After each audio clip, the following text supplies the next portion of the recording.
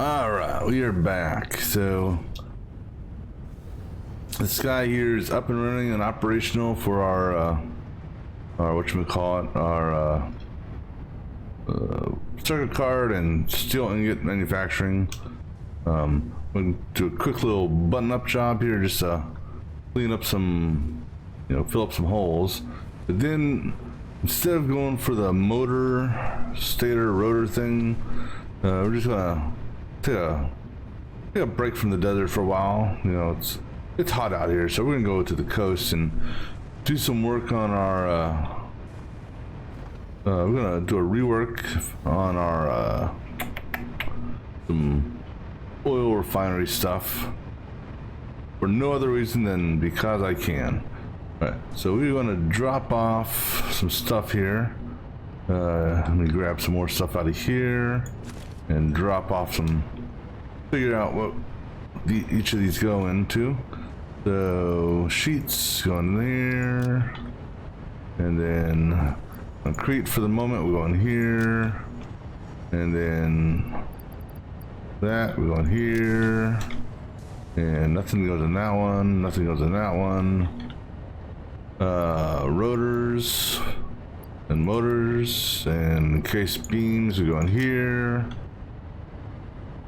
Let's see, cable, I don't have any heavy mods. Reinforced iron, okay, that'll go in here. Let's see, AI stuff goes in that. Quick wire and normal wire will go in here. Oops. Let's see, that and those. Yeah, I think we'll put that in there too, just because. Rubber can go in here. And then those go in there. And last but not least, those go in there. And then we just throw the rest of this stuff away. Alright. So now we're just going to do a quick little bundling job, if you will. So I'm going to grab some, nope, not those. So, yeah, 1, 2, 3, 4, 5 of those. And then 1, 2, 3, 4, 5, 6, 7, 8, 9, 10 of those. Alright. We're gonna go, excuse me, fill in the foundation and just to a limited amount. We're not gonna do a full buttoning, but we'll do some, and we're gonna go ahead and get rid of power the floating poles as well. Now that we have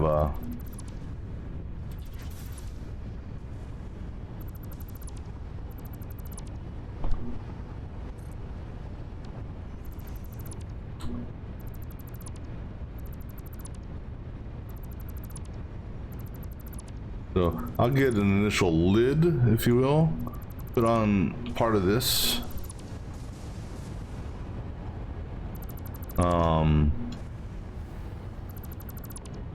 So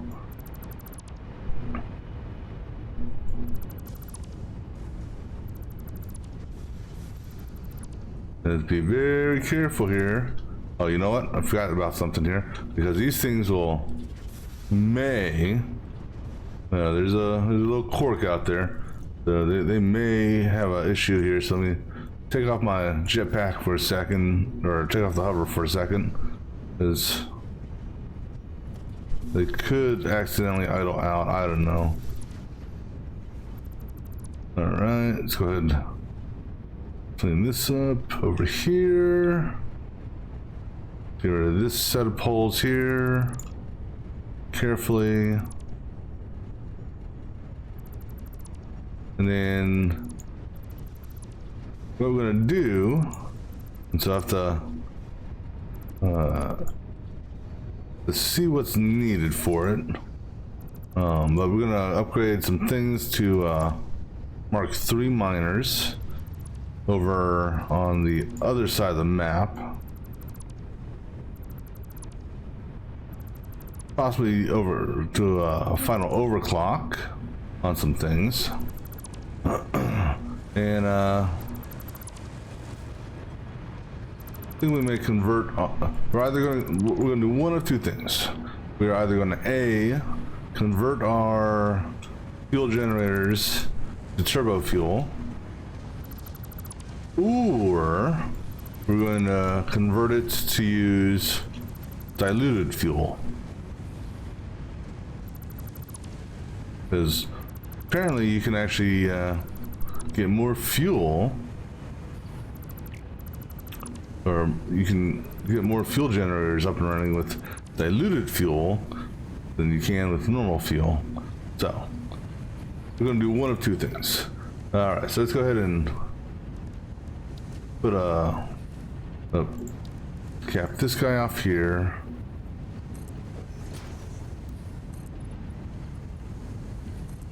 All right, and let's go ahead and finish capping this off here.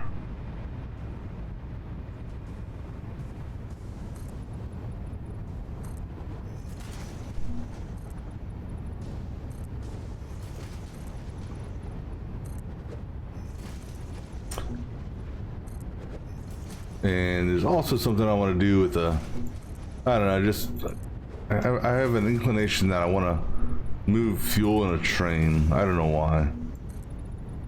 So we're actually going to be physically relocating our fuel generators, and we're going to be doing something different with them, because the stuff that we're doing here with the oil is giving me, I don't know, just a need to do something that's potentially dumb, but oh well.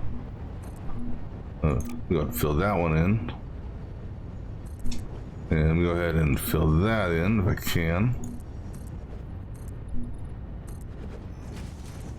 So just want to get the initial roof here, fill in some holes on the ground in some places, and then we'll head on over to the other side.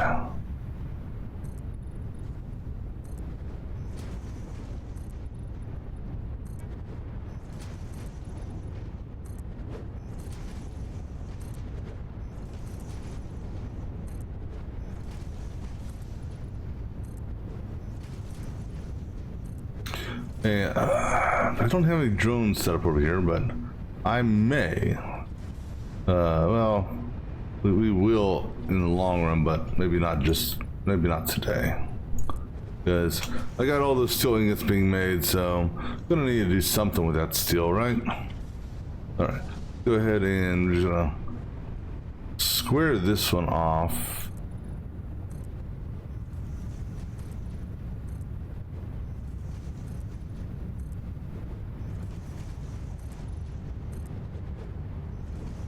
And then there's some foundation work underneath. I ripped up a whole bunch of tiles yesterday, or the last session, just so I could watch the belts work.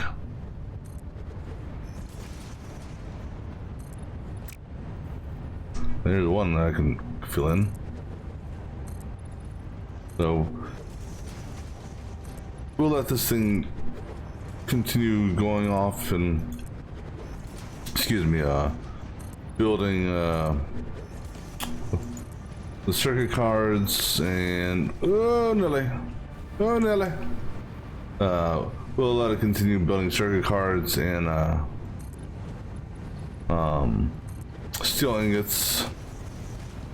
And right now it's just doing nothing but burning the steel, so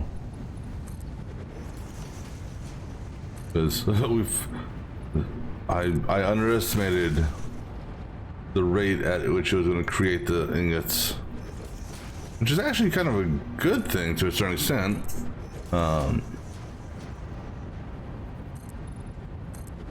So even if the circuit cards, you know, max out the storage, you know, they'll get sunk, and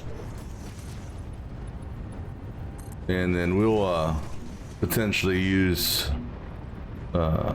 we'll just leave the steel ingots going, because I could do a drone setup over here to send these ingots to other to the main base perhaps, or because the vast quantity of the steel ingots, I could just, you know, potentially do throw them into a train downstairs. All right, let me just fly around here real quick looking for holes to fill in on the floor. Then we'll put the walls up later, I think. Right now, just looking to get the ceiling squared off. So the ceiling's done. Looking for holes in this floor here.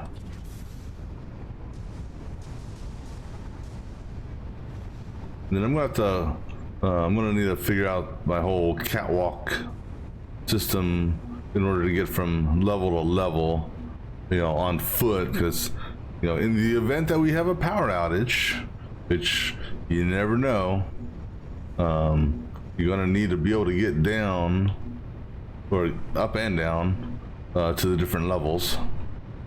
Because,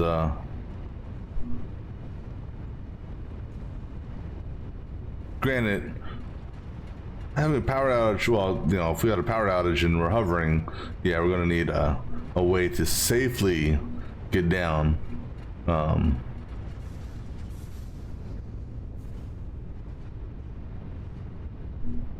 Or if I'm just trying to do some construction and don't really have an area that I want to put power in, you know, having a way to maneuver from level to level is never a bad thing. But I think that's it on the holes for this. Nope, there's a power pole there. Ooh, there's a couple power poles back here.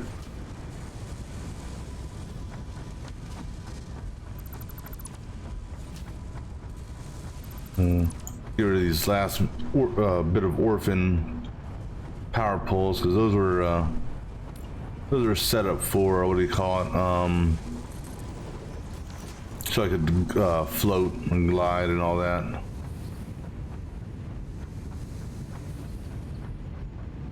All right, so we'll finish this floor up here after we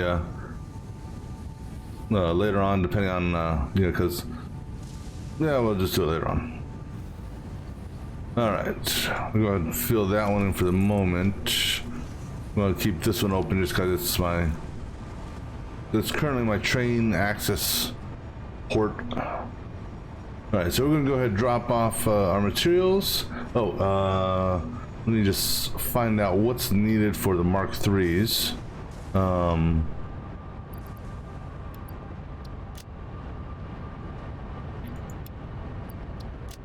And put these things away in whatever bin they go into.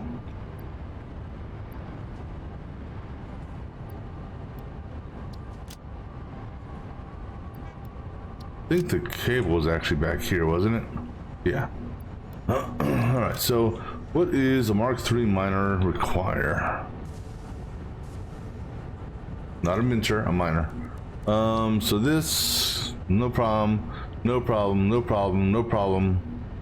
Wait, 5? Oh, well, yeah, because you need to have those, because this is a done via build gun. So we're going to need 3 turbo motors per. Alright, I'm planning on upgrading 1, 2, 3, 4, 5, 6, 7 miners up to a mark, up to this. So, turbo motors, I think the way we're doing turbo motors right now is this. So we need 21 of these. All right, so I'm gonna grab the cooling systems from here. Everything else, 84 motors. You know what? I'm gonna take the motors from here. We'll grab the cooling systems from here as well.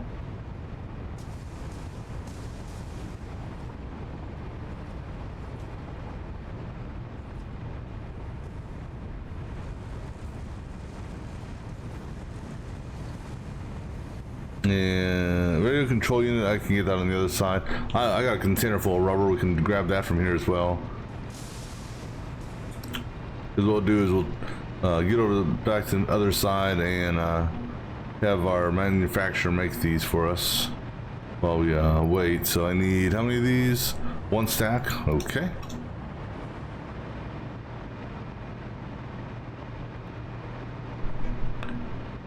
And so supercomputers got an abundance on the other side, mod frames abundance on the other side, radio control units abundance on the other side, rubber, I mean technically we do have an abundance, but we're going to be getting more here shortly. Actually, no, I'll grab the rubber from the other side too. Same thing with steel pipes.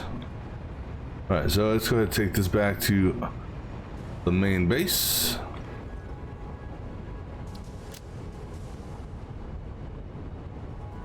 Alright, and away we go. Okay. Now, and away we go.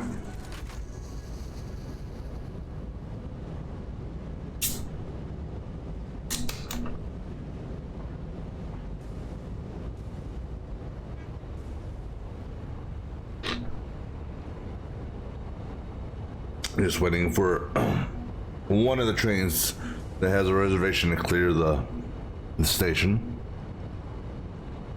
Alright, so compact coal is needed for turbo fuel. And compact coal is going to be made via a 5:5 ratio for sulfur. So it's going to be 5 and 5 of each will get us 5 compact coal. Easy enough. Right now, man, long ass wait. How many other trains are ahead of us? Why can't I go? You just gotta honk your horn long enough.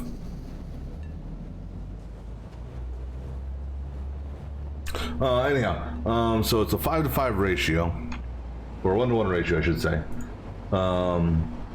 So basically, we're gonna base this on the lowest, or the lower, not lowest, lower of, excuse me, lower of the two between coal and sulfur. So pretty much there are 2 normal sulfur nodes and an impure node, and then there are 4 normal coal nodes that I'm looking to tap into.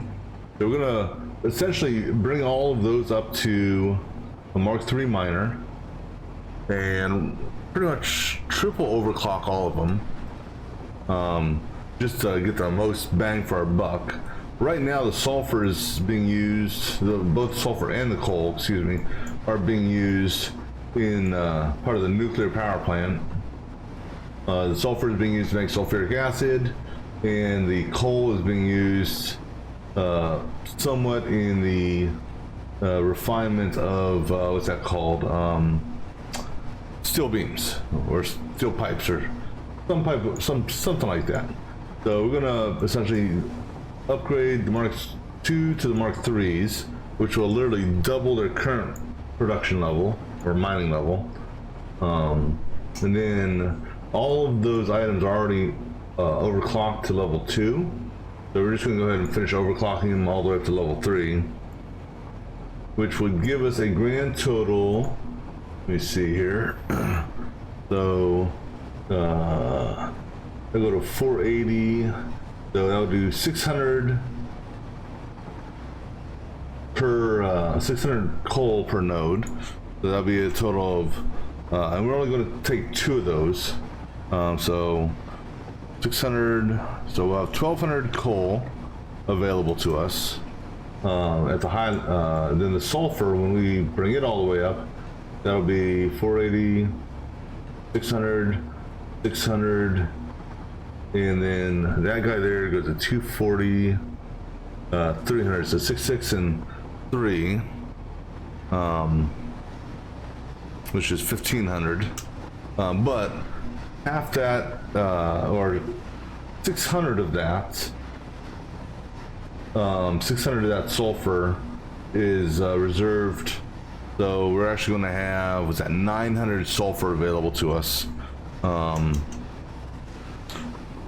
Now, with that being said, when we double these, we may have to run another belt for one of these. Because let me see here. That'll go to 600. Yeah, we're gonna have to run a secondary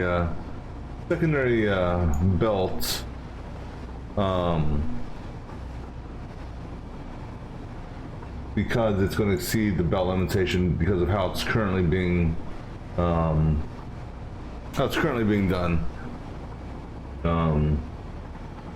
But that's okay. So essentially we'll have 900 sulfur available, so 900 sulfur, 900 coal. The rest of the coal, we can just back up the miners as far as I'm concerned. Actually, we'll take a look at our sulfur usage as well, because something just seems off with the sulfur. Because when I looked at the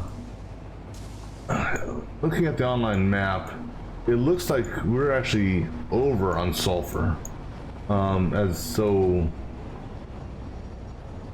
have to take a look. So we'll be doing a couple trips back and forth. All right, so oops, let me go ahead and turn this guy off, and oops, let's go ahead and get excuse me, the rest of the stuff we need for a for the turbo motors. We'll get those going while we just go do a little site survey, as it were, over at the other place. So we're just gonna pull these straight off the line for the radio control units. Might as well, because we're burning them now, I believe, right? Yeah, we're burning them now, so we'll just pull this whole stack off the line for that. Rubber, we'll go ahead and pull that off of our storage.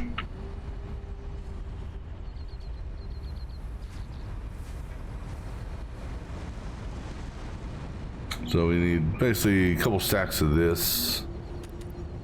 All right. And then fuse frames, that's upstairs. We'll pull that off the line as well. And it looks like our aluminum casing is, well, aluminum casings now that we've changed production, we're no longer manufacturing aluminum casing, so the drones over there are just going to sit idle for a while.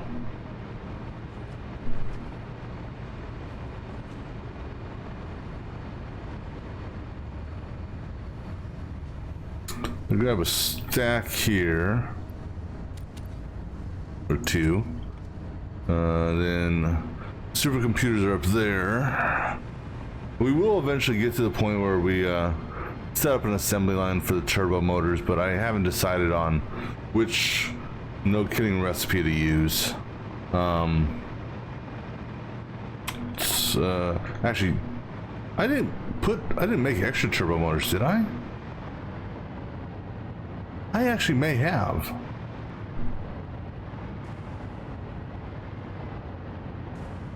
No, I only had 5 left over. Okay. Oh, steel pipes too. Steel pipes. No, steel pipes are for the. Steel pipes are not needed for the turbo motors. Steel pipes are needed for the.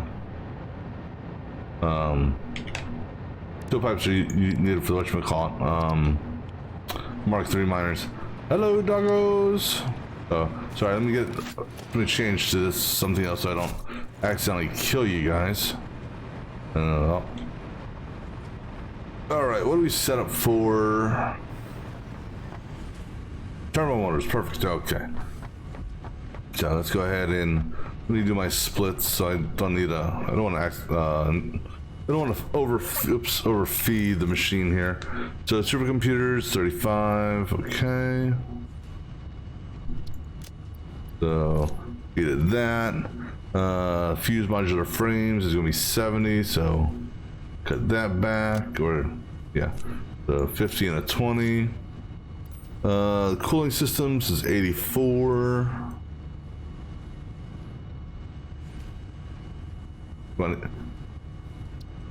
I'd prefer not to type it in, thank you. And then rubber was 504. What an odd number for rubber. So we need 104 on this. All right, so that's what we need for the turbo motors. No. Something that rubber. Oh, hold on.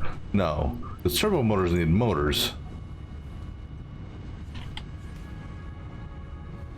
Not rubber. No, they need rubber too. Oh no, they don't need the frames. They don't need the frames. Okay, let's do this.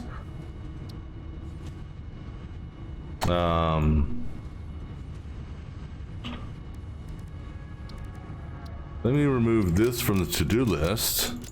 There. Now I can see exactly because. Alright, so now let me do the split. So the rubber is, yeah, so rubber is correct. This is correct. This is not correct. So radio control unit is 42. Not that, so we gotta take 7 from that and throw that into that stack, so that's that. Motor is 84, so that, and then 34.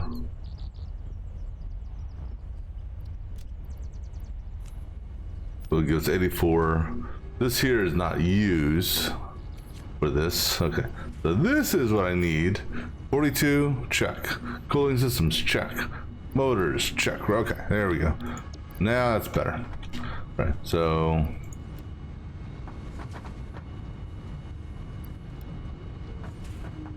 this will take, I don't know, all of,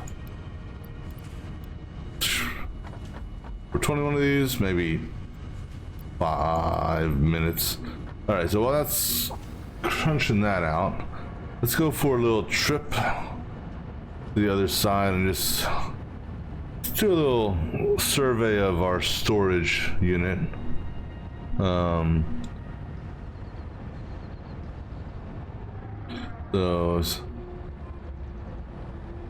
there's the water train, so we'll be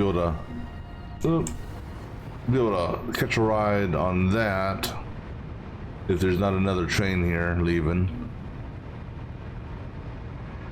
All right, so let me just take a look here. The water train's coming in here. Is there a train in here leaving? Yep, there is. Oh, perfect timing. I'll just catch a ride on this thing here.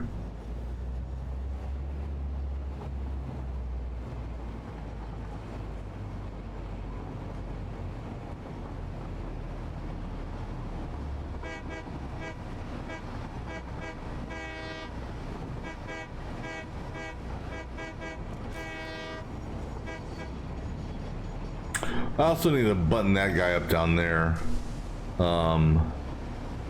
Because that guy there is taking stuff over to the supercomputer factory,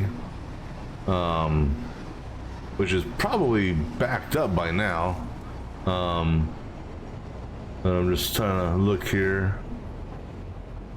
Yeah, because he's still got stuff on his back, so the stockpile over there is completely full. But then I gotta try to figure out where I want to put my where I want to put the oil refineries. Oh, that's right. This is the one that comes. This is actually the train I really wanted to go on. Or not oil refineries. Where do I want to actually put the fuel generators? Because I'm gonna have it done where, for no reason other than because I can. I'm gonna have them set up where the fuel generator is going to be right off of a railroad, and each fuel generator will have its own dedicated train car for fuel. Again, why? Just because. All right, so this is our sulfur. This is one of our 2 sulfurs.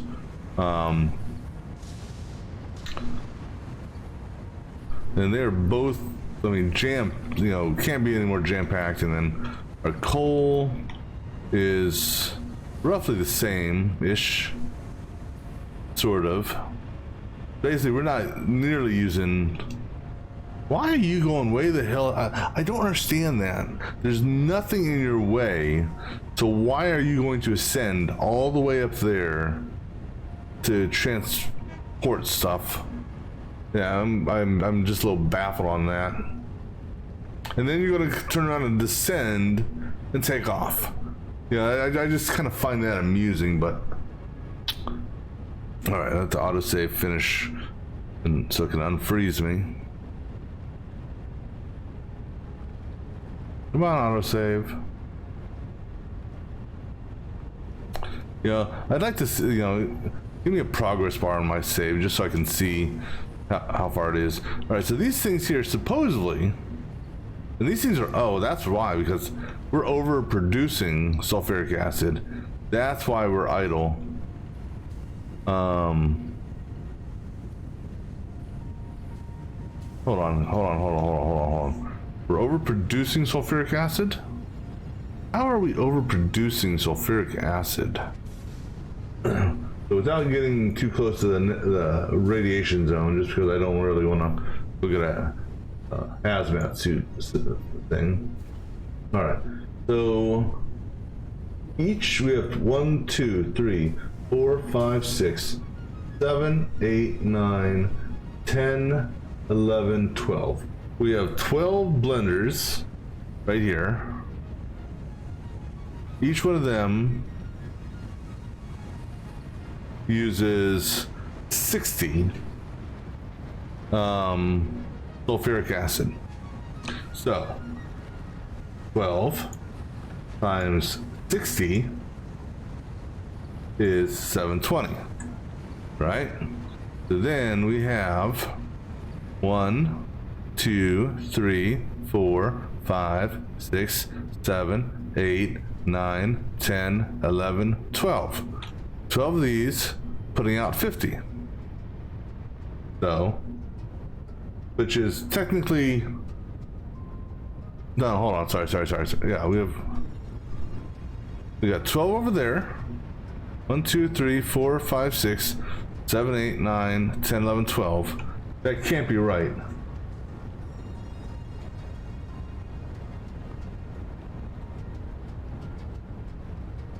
Something ain't right there. Oh no, because we got recycled sulfuric acid. That's right.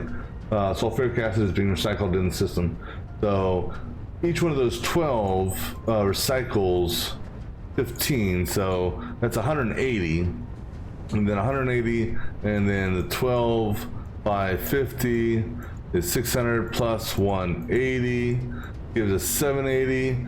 So we're technically, we're overproducing sulfuric acid, and so because of how it's piped,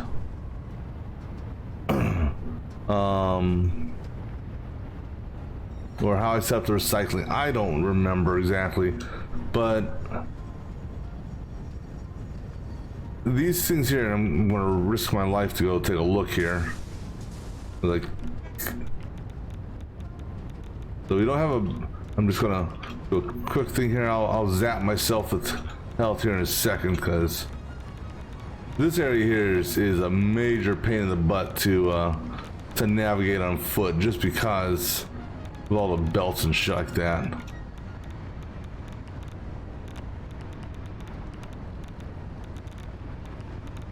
This isn't so, the radiation here isn't that bad. All right, so none of them are overflowed, so that's good. So what's happening is the recycled sulfuric acid, which is in that pipe there, actually not that pipe. Well, I mean it's being fed from the front, because we're doing a face-to-face here.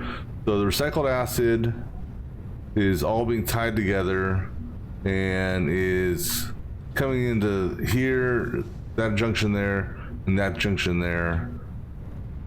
So I guess it's getting the priority on the, I guess because of how the split is, because this is the main split right there from these plants.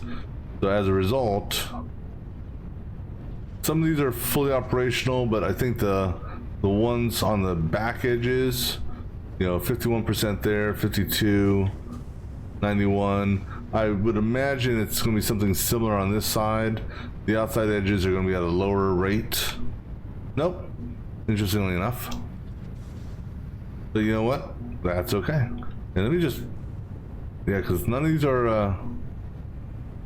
are tuned down, so it just, I guess, naturally balanced out somehow, and you know what, I'm not going to argue with it, that the further you get to this side, which also, if you look at where the split is, that kind of makes sense. If I had the split more in the middle of all these, then like the first and last would be altered like that. So as a result, what we're seeing here, so it goes off half the time. So essentially, it's using half as much sulfur. It's idle for a good period of time. So the 600 sulfur that we would need for this isn't really fully being used. I mean, if the average is 55 there, 52 on that one, this one here I would count as full almost. So these two here, instead of requiring 50 sulfur per minute for each, it's basically 50 sulfur per minute for both of them. You know, basically, so that's why we have a surplus of sulfur. But that's neither here nor there. We're going to bump up the production of our sulfur and coal, and because we got coal being used here for this smelting process, which we're backlogged on this. I'm not sinking this stuff at all. And then we got another assembly line over here that is essentially making pipes. And the pipes are specifically being, these pipes here are specifically being used for the control rods. Alright. So our, the miner, or the turbo motor should be done by now, so I'm just gonna wait for the next train to go back. Let me see, is there a train down here waiting to go? Nope, not yet. Alright, so we'll catch the next train back. So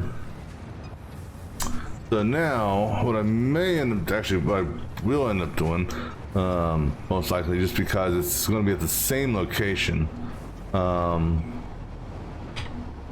going to be essentially setting up altering the one train track to do a couple slip tracks, and we'll have a train station, a secondary train station at the the coal and sulfur location. We're gonna go ahead and set up our refineries, or our not refineries. These are assemblers, I believe, that are used. Yeah, so we're gonna be setting up our assemblers over there. All right, so based on the amount of, like I said, the lowest common denominator, can't speak today. Between coal and sulfur, the lowest amount being mined that is available is 900. So based on that, oh wait, I'm not at the train station yet. What am I doing? This isn't it. Let me back on. I still got, sulfur will be the base, the determining factor. So with 900 sulfur available, divide that by 25, that's going to be a total of 36 assemblers. And those 36 assemblers will give us 900 compact coal. Now, what can I do with that? I will look once we get to the main base here, where I can stop riding this train.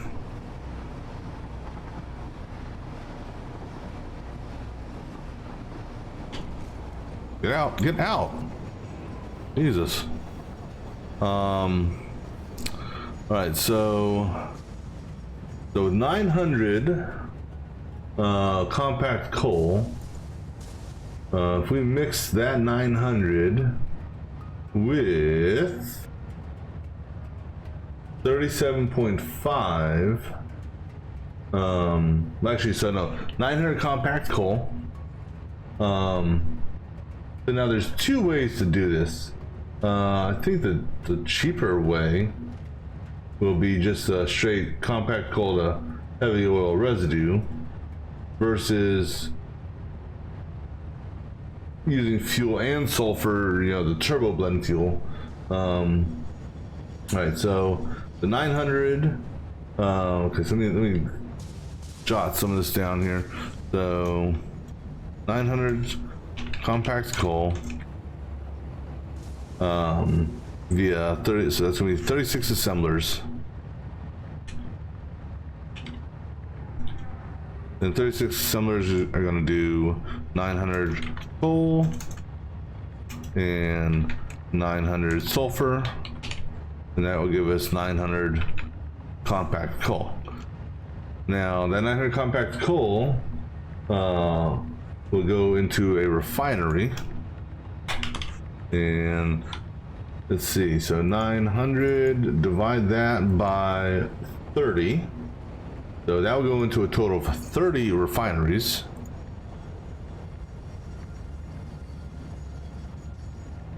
That'll be 900 compact coal, and that will require, so 30 times 37.5, because that's the mix of it on the heavy oil residue. That's 1125 heavy oil residue.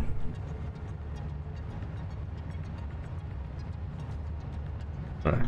Now to get the heavy oil residue at that level, heavy oil residue is the most direct method of getting heavy oil residue.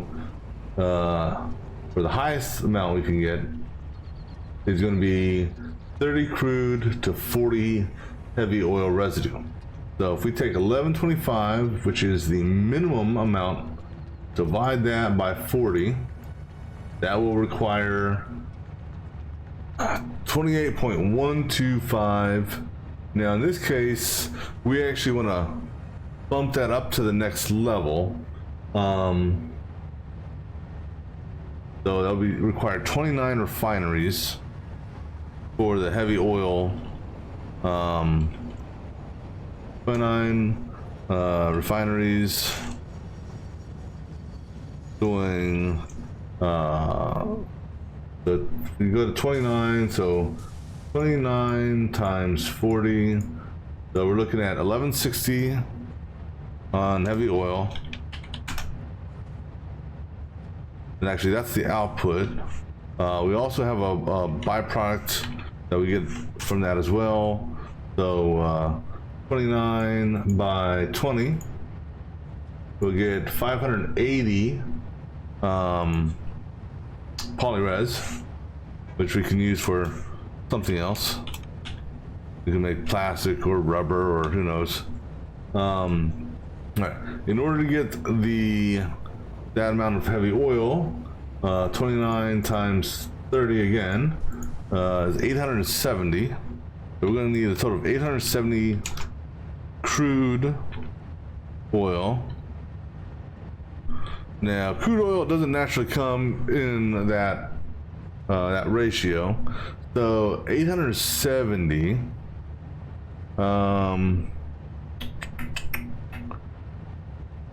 Because the crude oil that I have available to me, let me take a look here on my interactive map. We've got, and none of this is overclocked, so I have a pure, so fully overclocked out will give us 600, and I got a normal, which fully overclocked will give us 300. So if I take, and those are currently making fuel, so if I change those from doing the fuel extraction, I could do one at like fully overclocked, and the other one overclock it. Let me see here. So 600 and 600 on that, so we need 270. So a 120 to give us a 270. Let me see what that, so that'll be an overclocking of 2.25. So that requires 1, pure oil 30C, 1 normal oil, and what did I say, 2.25 OC.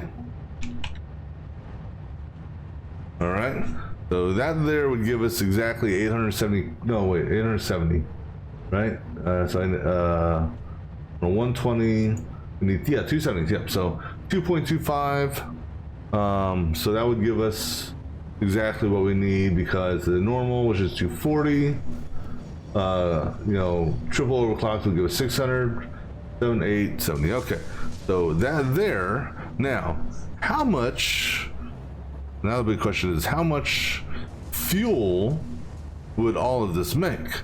So, so the output of 30 refineries doing, 30 refineries making that would give us, so it's 30. So that would give us 900 fuel. Would be the output, 900 turbo fuel. 900 turbo fuel. When we look at the fuel burn, because I think it's still the same value as far as the input is concerned. Let me see here. Fuel generator. Because I don't know if it requires less. Yeah, actually, it actually does require less fuel. Wow. Okay, so holy shit. 900 turbo fuel.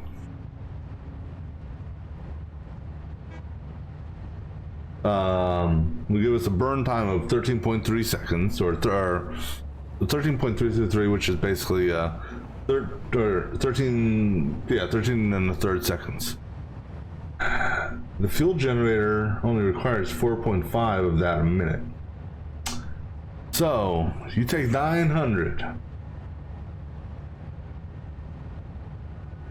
divide that by 4.5. It's 200 fuel generators. that's not overclocked. If we overclock it, it obviously decreases. So at the low end, no overclockage, 200 fuel generators being fed from 900 turbo fuel.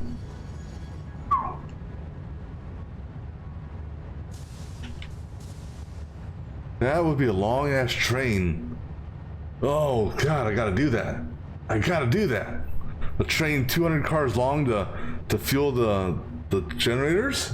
Oh, that's hilarious. Now the other, so that's no overclockage. And actually, we get more power out of it too, it looks like. Maybe. No, I'm sorry, that's megajoules, not megawatts. The fuel generator, its output is still going to be based on a 150 megawatt.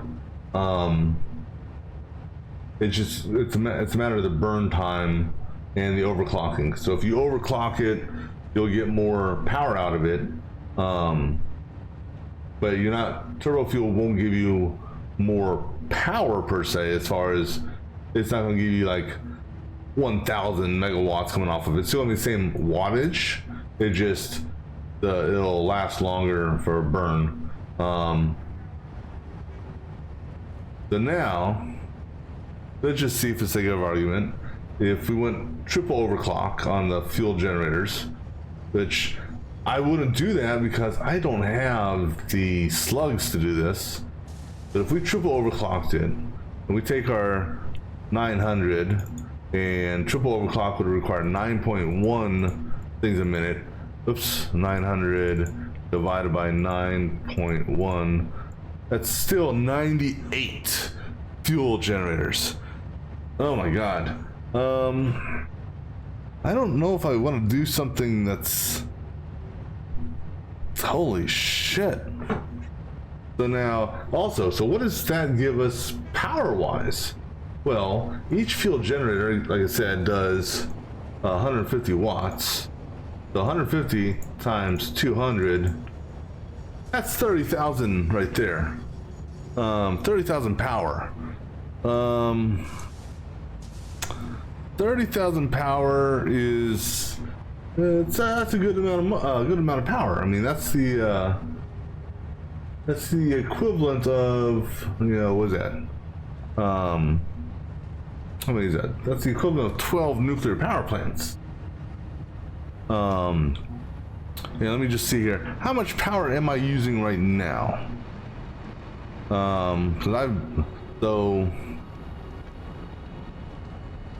I'm at 36,000 usage, roughly.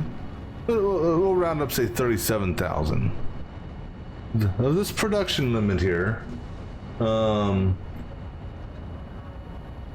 that total production, 75,000 of this is nuclear. 6,300 of this is from the oil refinery in the north, which once update 6 gets fully released will probably die a horrible death. 3,000 of this is from the oil refinery we were just at. And then I got 48 coal generators. That's on 3,600. So the oil I would lose, well, I wouldn't say lose.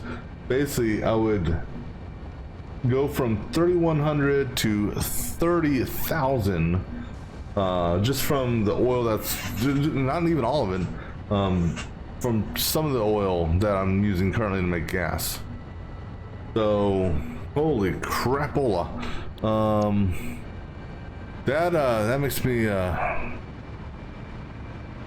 so how big is the fuel generator? Because now I'm actually kind of wanting to maybe even it's a 20 by 20. Okay, so 20 by 20 area. Let's see, how many foundations is that then? 20 by 20, so 20 divided by 8, that's 2.5 foundations wide.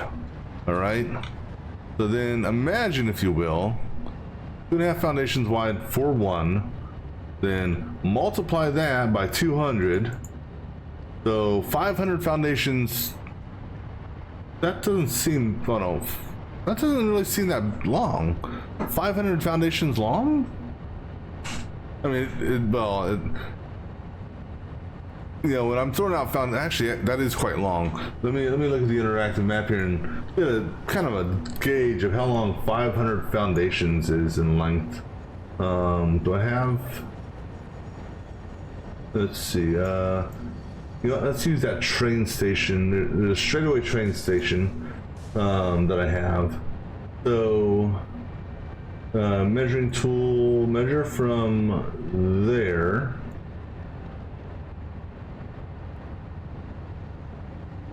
Holy crap. Wow.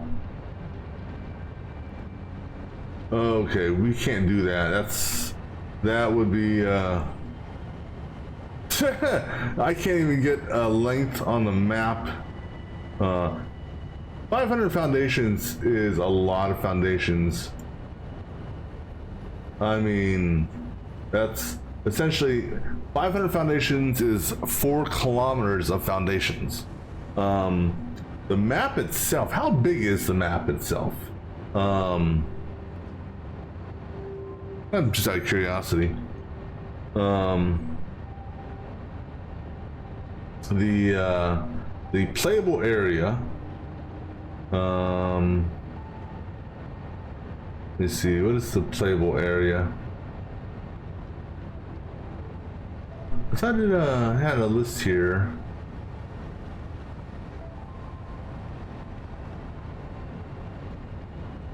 Of the playable area.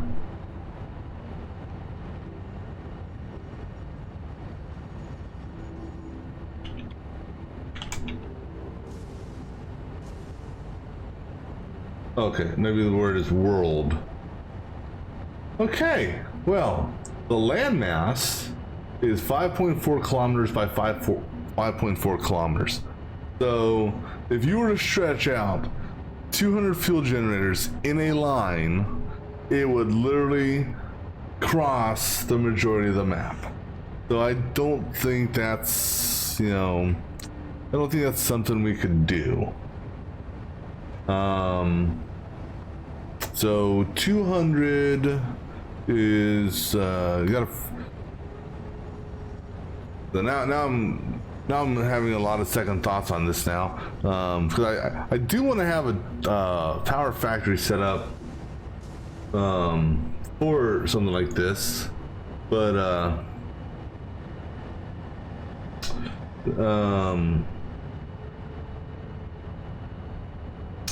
I just don't know.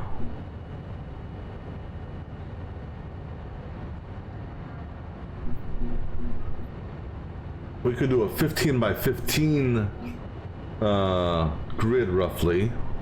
Or when I say grid, I mean the 15 by 15 layout for fuel generators.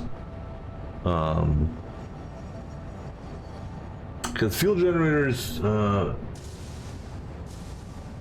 just need to validate this too. Fuel generators don't have a byproduct, not that I'm aware of, right? Once I can get back to look at my fuel generators. The refineries that make the fuel do, but the fuel generators themselves don't.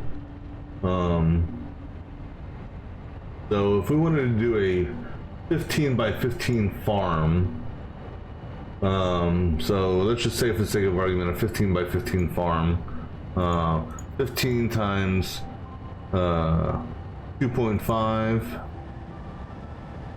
So we would need, that's actually not bad, 37.5 foundations squared. So that's a much smaller footprint. That seems too small. But no, that's, because if we do a 15 by 15 fuel generator wise, it'd be a 37.5 by, so basically 38 by 38 foundation square. And then it's just a matter of, you know, piping all that. Holy crap. I don't know if I want to go and do that endeavor just yet. I think we're gonna go ahead back to the desert and continue. We'll come back to that rework. Yeah, I wasn't expecting that, quite honestly. All right.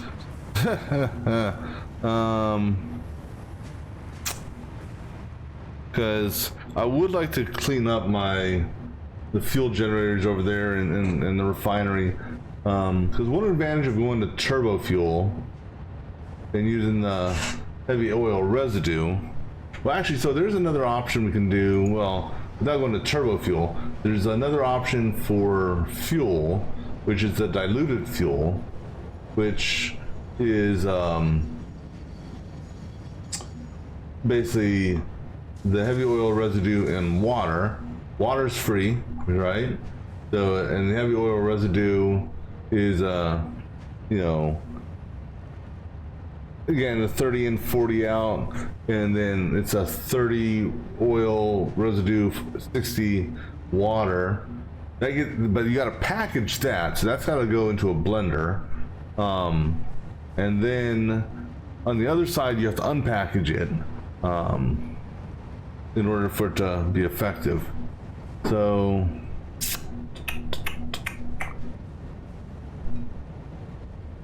let me think about this for a second. Because on one hand, I still kind of want to do something with the turbo fuel.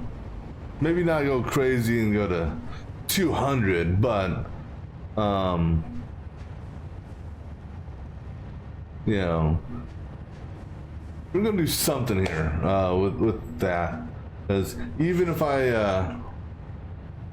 I just, you know, take one of those crude oil things and cap it out, you know, just because. But I'm going to take a quick break. We'll be back in just a few moments.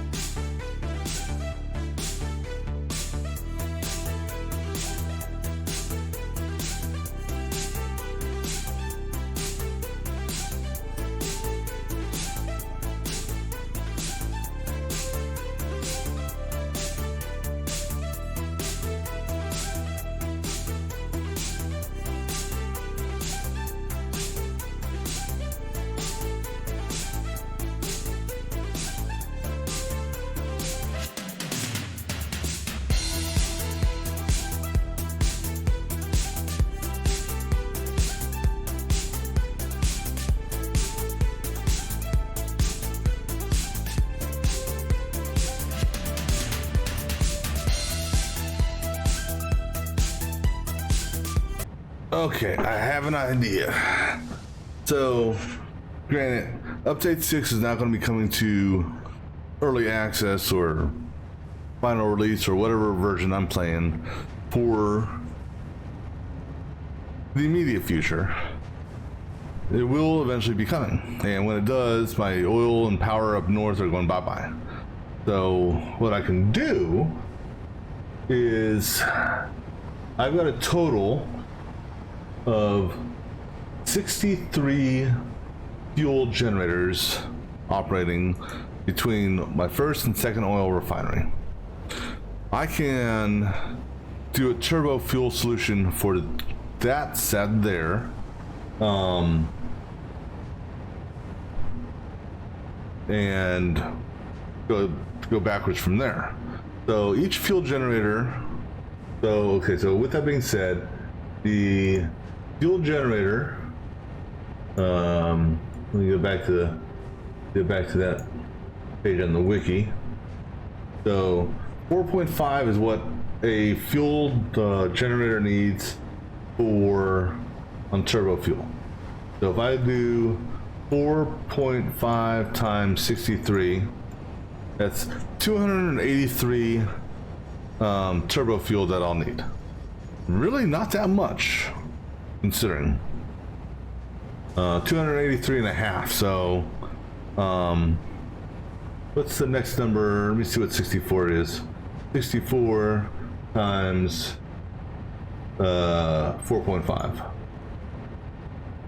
Okay, that'll be 288. Okay, so let's say we do 288 turbo fuel. If we reverse engineer this, so 288 turbo fuel would need 288 compact coal. All right, so now just out of curiosity, because 288 is an odd number, if you will. So let's just say we go with 300. Divide that by 4.5. That'll be, that's not a good combination number either. Because I'm trying to find a good combination between fuel and what do you call it? Fuel and the input resources. The input resources along with the fuel per minute. I'm looking for a good number on that. So it's 320 divided by 4.5. That's another weird number. All right, how about, let's try this way. 4.5 times we said initially 63, 66, 297. No, not good. 4.5 times 70, 315. I'm just trying to find a good ratio where I can, don't have to do any super splitting on some stuff here. There's like, what's the common denominator between, the 4.5 with a good round solid number for fuel.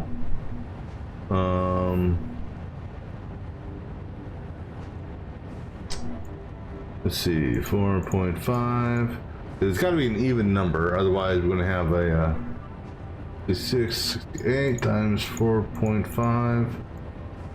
That's 306.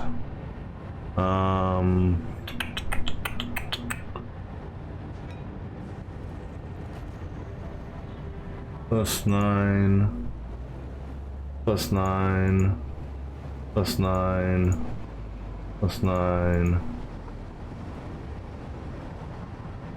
Okay, that 360. 360 is a good round number. So 360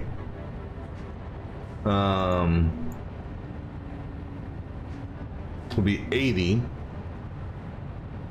So a slight increase. A slight increase over the whatchamacallit, but 80, if we do, now I'm trying to think of something here, 10, it's 200,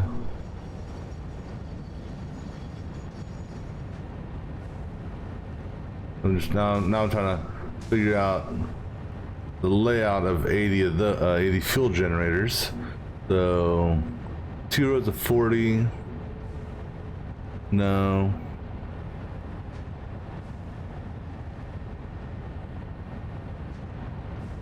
Four rows of 20. That could work.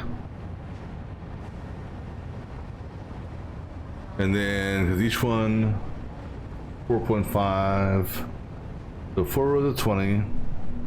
Okay, so that would be, so if we do 4 rows of 20, 20 times 2.5, we're looking at an area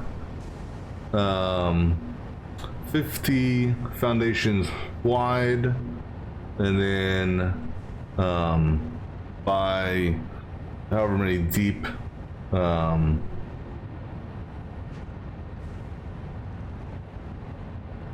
if we go back 2.5 times 4, 10, but you also got to take into consideration piping and all that.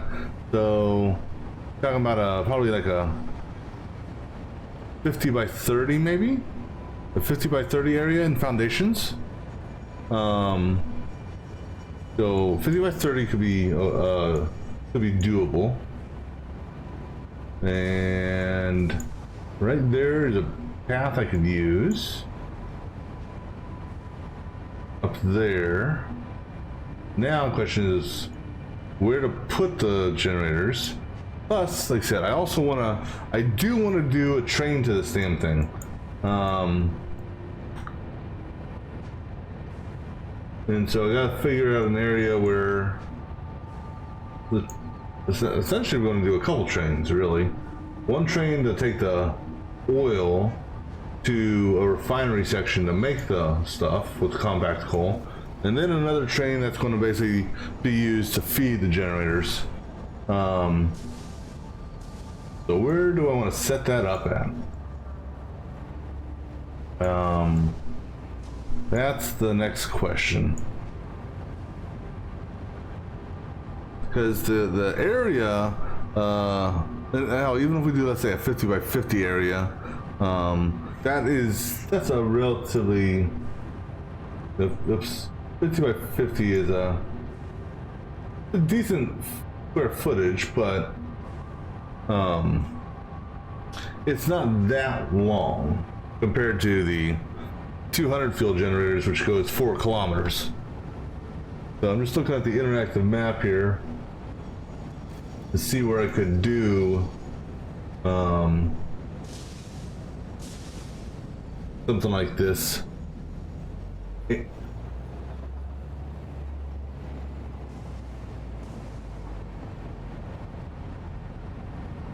because it's... Oh wait, 49, 50. So yeah, that is a decent little square footage.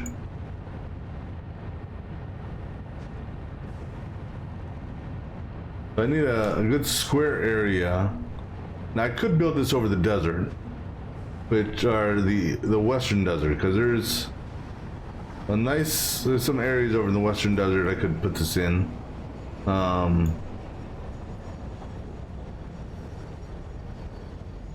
I don't know if I'm going to. I also can put it over the water, because I don't know if I'm going to expand my nuclear power more than it is. So I could potentially put it in the water, just behind my nuclear power plant, because again, I don't really see going past that too much. Let me see here. If we did, let me clear the measurements here. We're just using the whatchamacallit to do some measuring with the interactive map. So 50 foundations. That's not bad for that. And then from there, add another 40 down that way. Yeah, that actually wouldn't be that bad. And then, but now it would be a little bit longer than that. Maybe.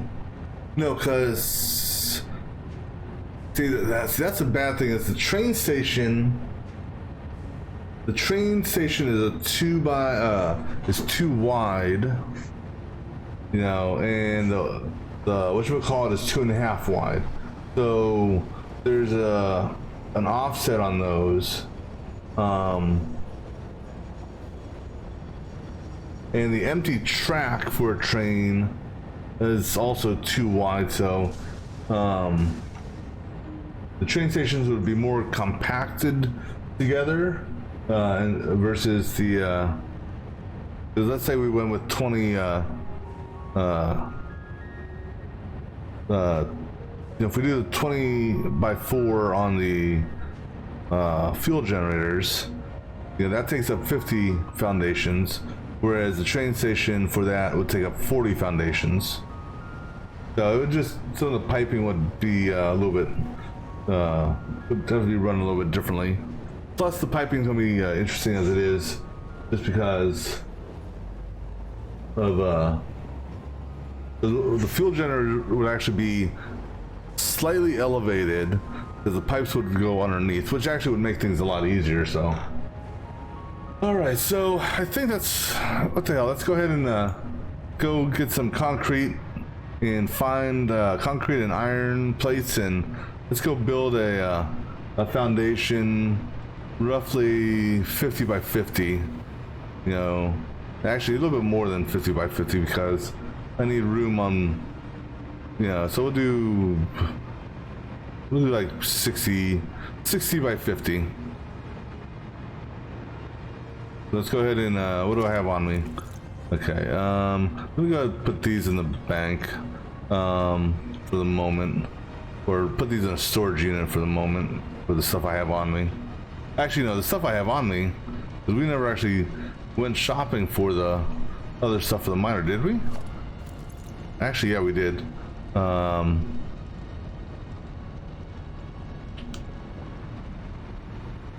You know, we'll go ahead and drop this stuff off in here for the time being.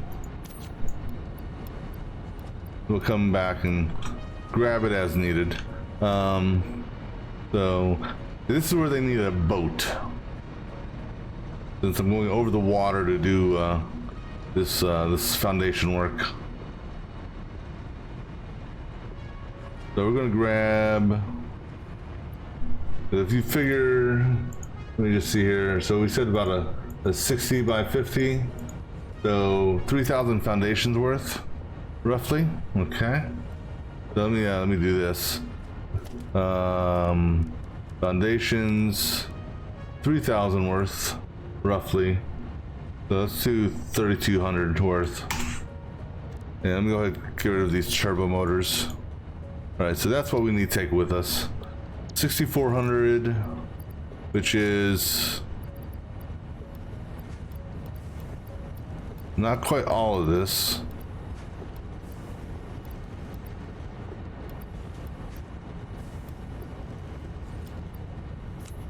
All right, so then pretty much the other half is concrete.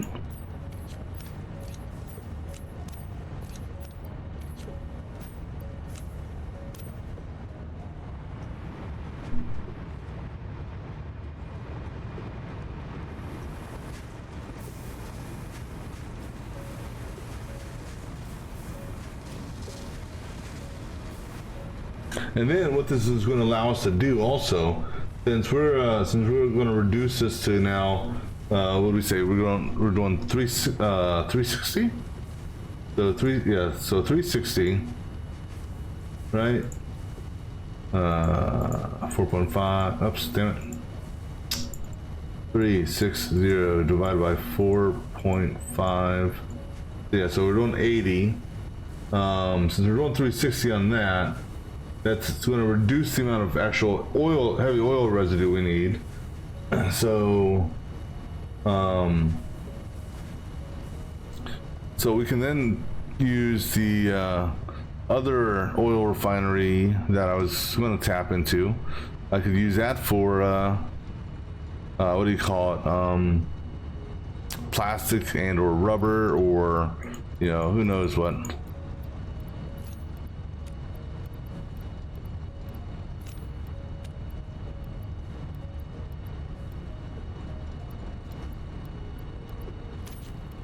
So we're gonna go over to the nuclear power plant, and we're gonna build off of it, I think. Now,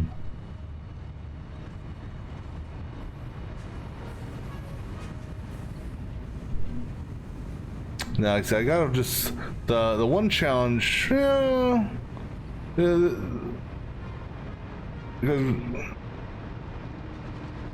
because what I plan on doing is you're still gonna need a number of refineries for this. Well, not quite as many, but I plan on having the refinement process done, and then, like I said, I'm gonna train the fuel to the generators. We're just gonna sit here and wait for a train to come. Like chicken.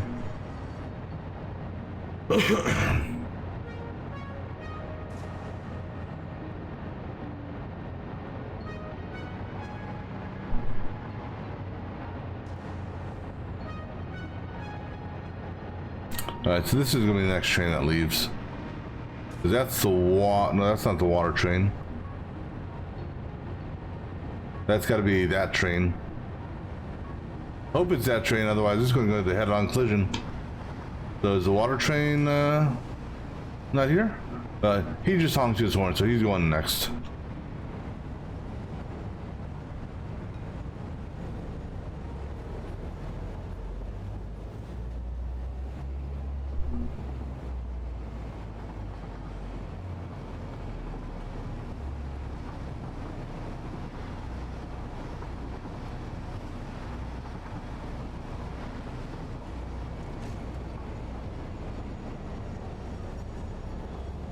Or we could have it go right over the waterfall.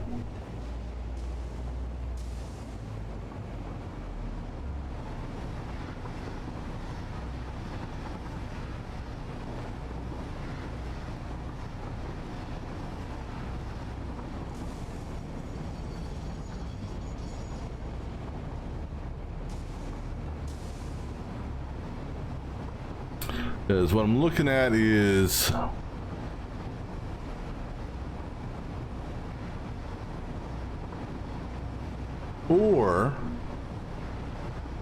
and this is a possibility. Well, see, the one challenge, and actually, you know what? I can cross it, or I can go under it, depending on the height. That's always an option too. Let me see here. Because this here is at the same level, right? So if I run it right on the, I can run the monorail right on the water. Yeah.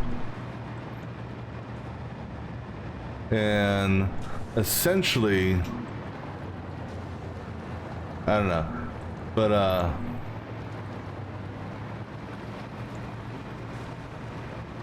because we're going to need to take the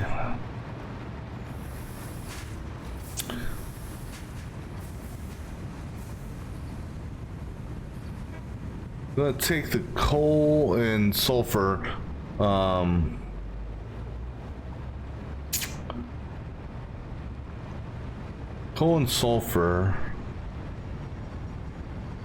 just try to think here as far as the what I'll probably end up doing is I'll put up another train station here, ties into that train station, that train line there.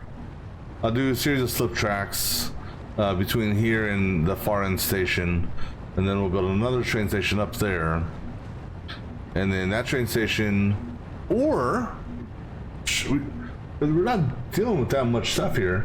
Drone. I don't even know why I was thinking train stations to go up there, because we're not. Now that we've reduced what we're doing, we can do a drone or a couple drones. This stuff that we're going to make, the compact coal, it stacks in stacks of 100, but we only need 360. So 1 or 2 drones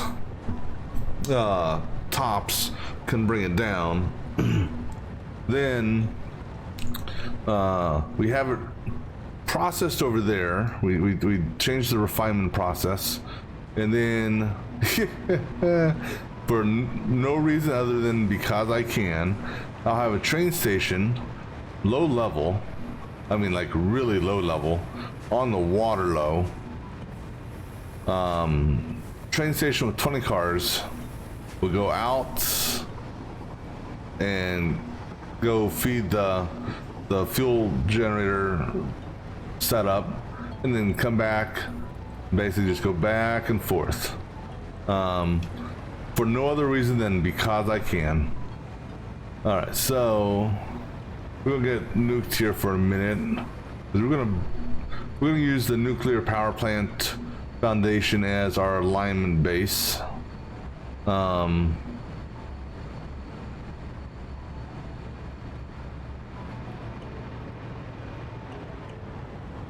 Yep, looking good.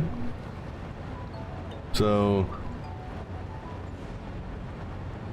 fuel rod wise, it's, you know, we got our fuel rods straightened up now, and really I mean I gave it a pretty good jump start. Actually, let me just check something here. There's one thing I am curious on.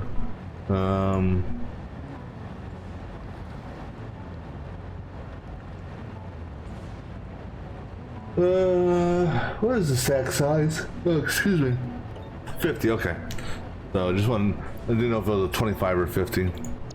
But yeah, once we gave this a little bit of a jump start, it because our production up there wasn't quite up to speed, so it was just slightly off on its timing, and so we would have 3 or 4 power plants drop offline for like, I don't know, 5-10 seconds, and then it'll come back on, just because of the belt feed system that we've got going on here, and how far the belts have to run, or the fuel rods and all that, and plus the production rate was just, I don't know, something was just a little bit off on it. But all right, so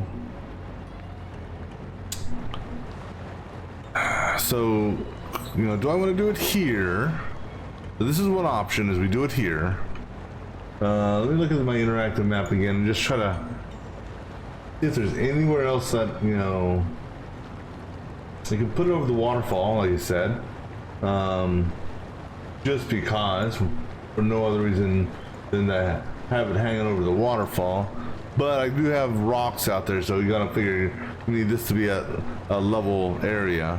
The other thing is, now this is pretty much at water level, so the actual fuel generators that we set up, so this will be essentially the train station level, because we want the train station to be as low to the water as possible, for no other reason than to be low to the water. So we could actually have the train station go down one more level, I think,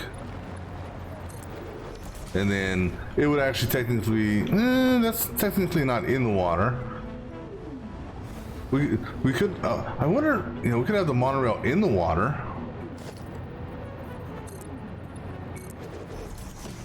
I mean, I wonder if it would let you set that up.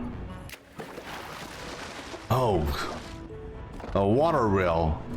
Yeah, we're gonna do that. We're gonna have the monorail in the water.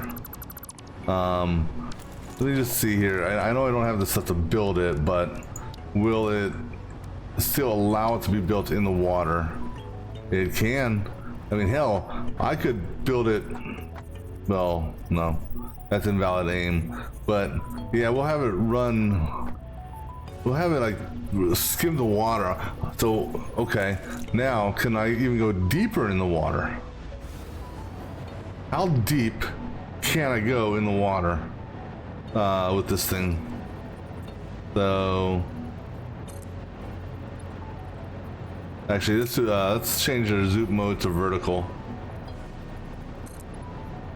So I can build 10 down. I'm not gonna send it 10 down, but let's say, I'm just trying to get down myself here. Let's say 4, all right? And actually, I need to zoom this one as well. 4 down. So it's kind of even with that. And watch my power because I don't want to go in the water. All right, so now one by one. So we know this level here is good. So actually, let me do this. Let it autosave first. Yeah, we're gonna have a little fun with this. Because if you can't have fun playing a game, what's the point of playing it? Although, I wonder how hazardous it is to have an electric train in the water. I mean, wouldn't that be like putting a hairdryer or a toaster in the bathtub? Alright, so I'm gonna do this. Go to normal mode again, or deep zoom mode. Let me put this here, because at a minimum we will go at that level. But now I'm gonna go ahead and dismantle these two here. And let me see if it gives me an, can't afford, okay, that's fine. That there, that, I'm swimming, okay. So, but, oh man, I don't want to go swimming when so if I get out of that train, yeah, it's one thing if I'm in the water here, but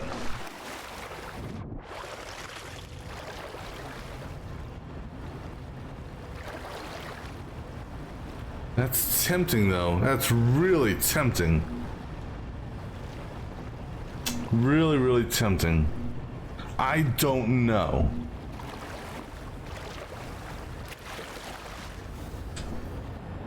Damn it.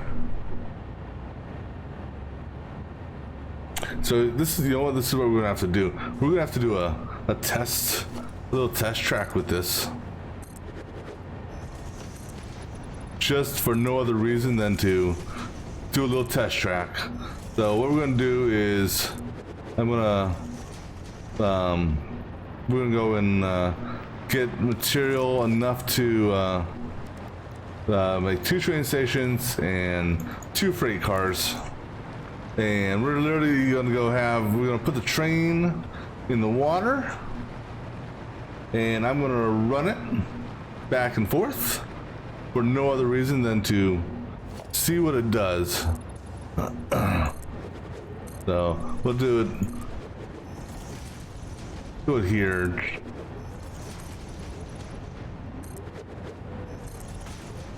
All right, so let's go get some stuff to make a train. So let me see. Oh, I got everything on my to-do list. Yep. Except I don't have room. We're gonna have to chop off some concrete.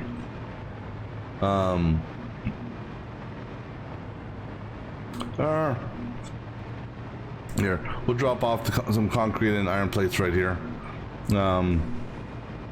Because one way or another, we're building out that way from here. It's just a matter of how high are we building it, or how low, I should say, are we building it. So let's go ahead and just drop a whole bunch of stacks of shit here real quick.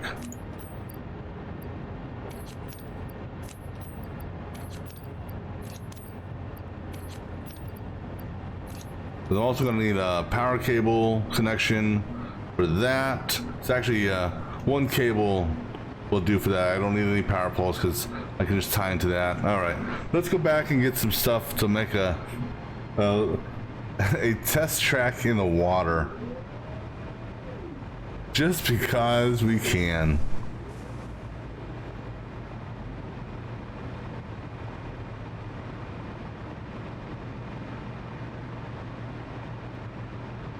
Because, like I said, the train station will be at water level, and then the fuel generator farm will be 2 or 3 foundations up from there, or 2 or 3 8-meter segments up from there, just because for the ease of running the pipes to the respective, what do you call it?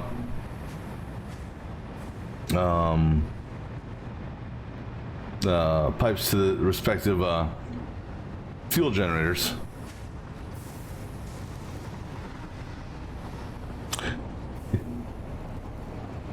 I'm just gonna We should have a train leaving one of these two stations, well, leaving that station here before this guy turns around. So we'll just see whichever one leaves first, we'll hop on. Oh, there's a train.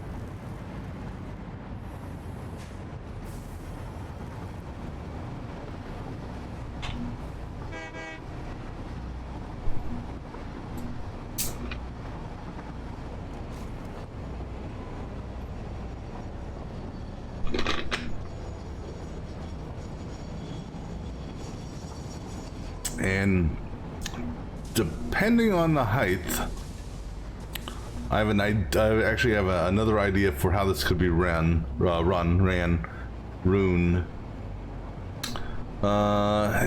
be a tight squeeze in there, but yeah.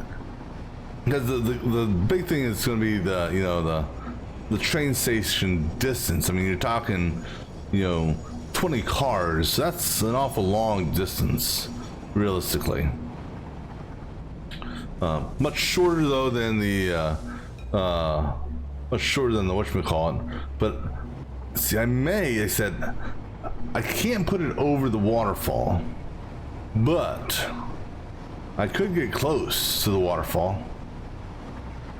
So I mean, and it may not be a bad idea to do that, just to allow for the expansion of possible expansion of the what do you call it, possible expansion of the nuclear power plant if we so desire. Let's see here, because we won't be near the world border or the death's edge by the waterfall. So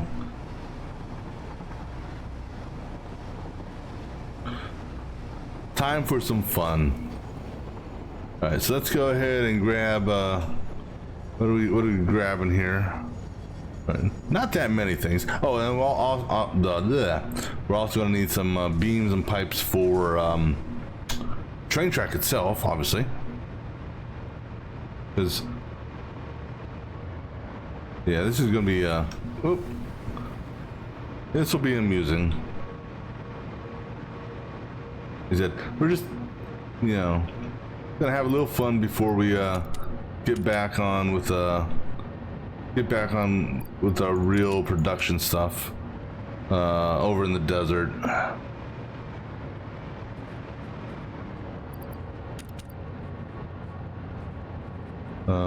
Okay, that's good. Computers, heavy mod.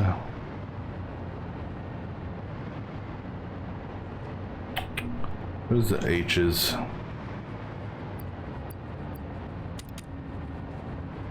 Computer, and then extra cable. Well, one spool cable will be enough. All right, those two are for the foundation stuff. So, all right, so that's enough to make the dual train stations and basically just a dual locomotive that will basically be do a test in the water, running it back and forth, like just to see what it looks like in the water.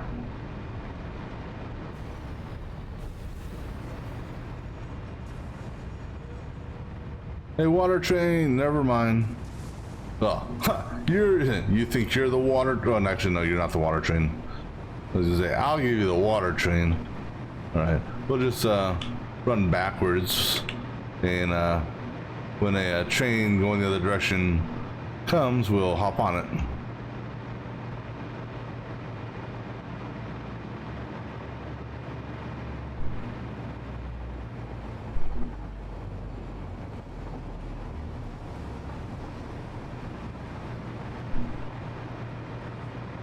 I wonder what it would be like if you threw a hyper tube in the water.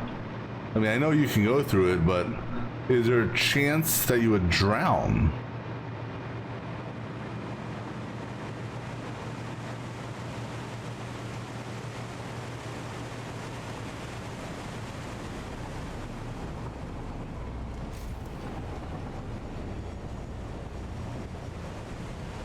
I don't know. But yeah, so what we could do potentially is set it up roughly, you know,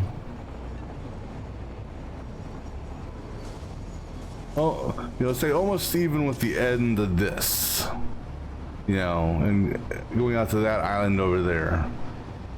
Because like I said, that'll give us plenty of room for expansion for nuclear, because there is, you know, we could potentially tap into a lot more nuclear if we really wanted to. So yeah, we'll I'm trying to think here. I think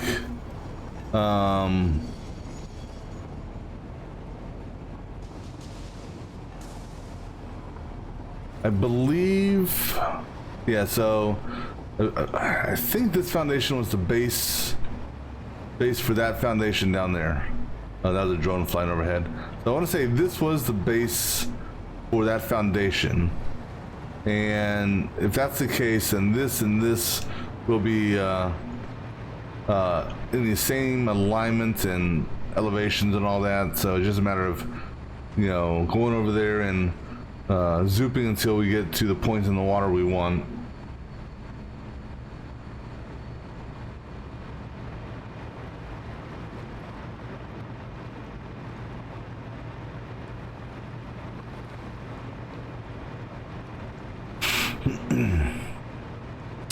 Alright, so how is this gonna look? Because that's the key here. I think it's gonna work either way. I just want to know how it's gonna look.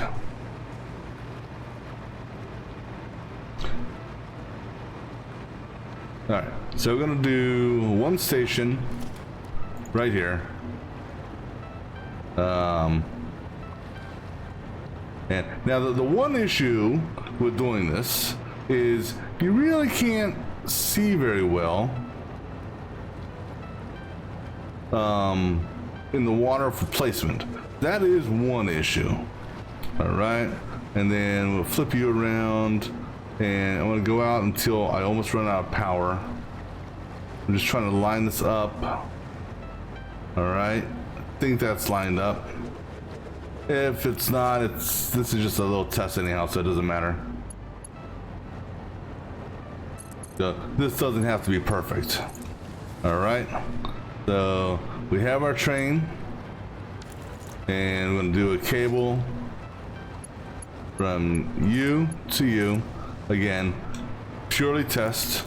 Add a locomotive there, add a locomotive there. All right, now let's set this up here.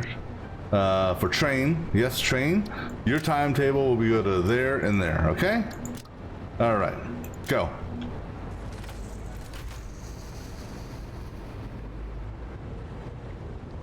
Okay, so it's gonna just ease into the, ooh, oh, that, did the drone just fly over my ass? Right, so it was just easing into the station. Now it's gonna stop and it's gonna turn around.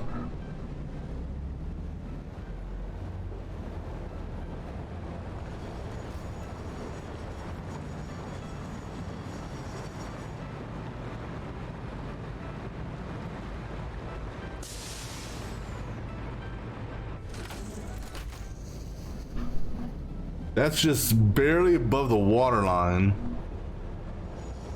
It's not, unfortunately, not doing anything to the water, so it's not making like a, what do they call it, a rooster's tail or anything like that.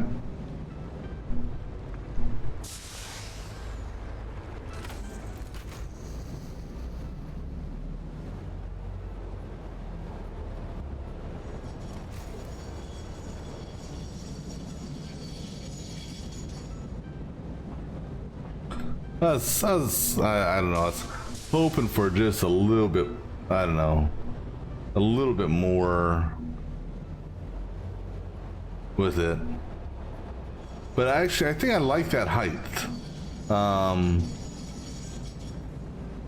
because technically, you know, the edge, you know, you have this little walkway. Well, granted, you have this little walkway right here, you know, that's technically above the water, you know, so the train conductor, i.e. me, I could stand out here and, you know, be dry as the train goes by. Oop. And I fall in the water. Gotta be careful about falling in the water, though. Alright. I think we'll go with that. Now, the question is... Alright. We'll go ahead and... Whoops. Gotta turn you off, sorry.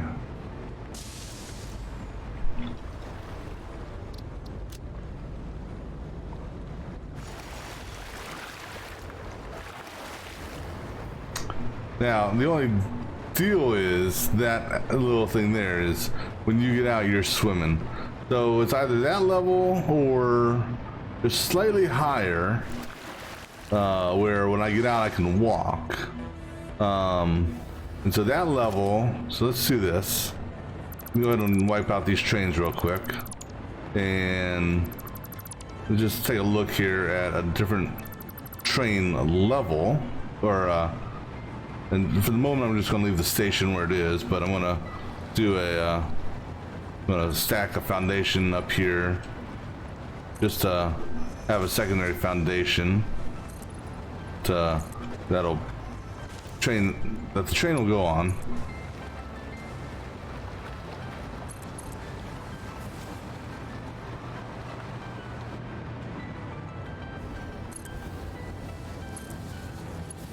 All right. So now you have this train track here that's above the water. So if I actually hop out, you know, with the fountain, well, now granted, here's the thing: is the foundation actually going to be here when I actually do the train? No, because the because I don't have foundations. All right. So now, with that being said, let me go ahead and do this.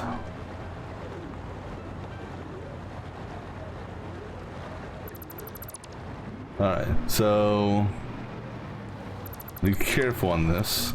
Alright, so let's go ahead and wipe out from here, leaving the train track intact.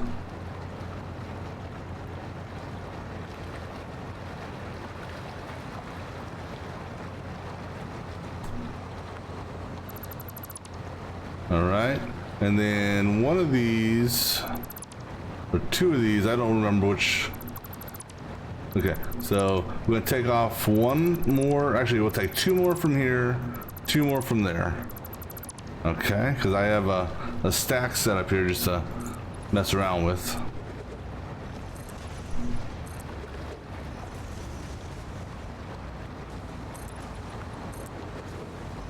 Oops.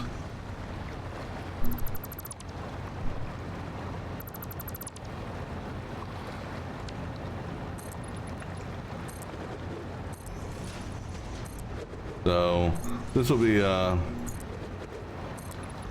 train will be mainly running underneath the water on this one.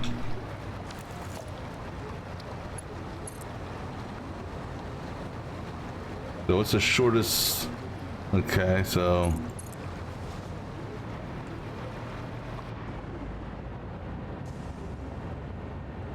and hook this up first just so I can float over here and do this.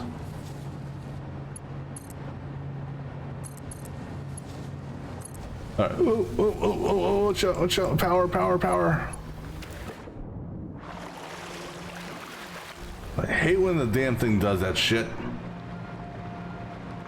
All right, so now let's go ahead and throw the train in here real quick just to see what this looks like.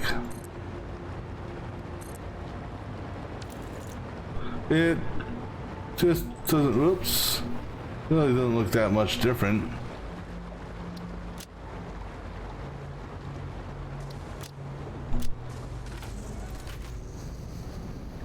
So that's only a couple meters different than what it was.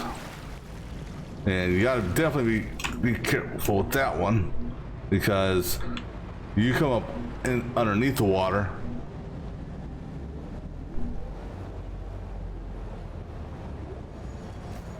I wonder, just for curiosity's sake,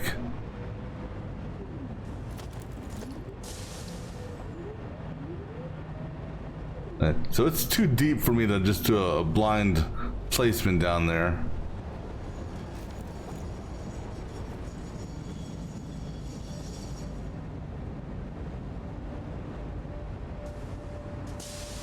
All right, so our choices are this one here, which is swimming, technically. We got this one here, which is just in the water where the rail actually sticks out of the water. And then, I mean, we could technically go even deeper if we wanted to.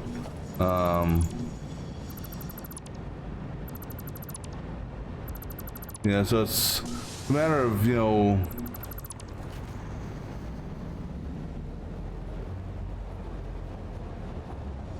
because it doesn't look like the water is affecting the speed at all.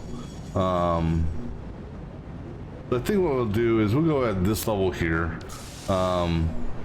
which is essentially in the water where I can stand, because one foundation up from this is halfway up in the water. That's it right there. And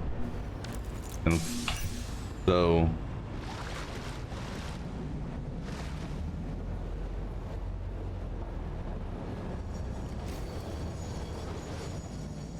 this one here has a train out of the water, or will have the train track out of the water. And the train doesn't care about this, so I'm just gonna throw this. The train's gonna go right through that. I'm just throwing something down real quick here. So from a train station level,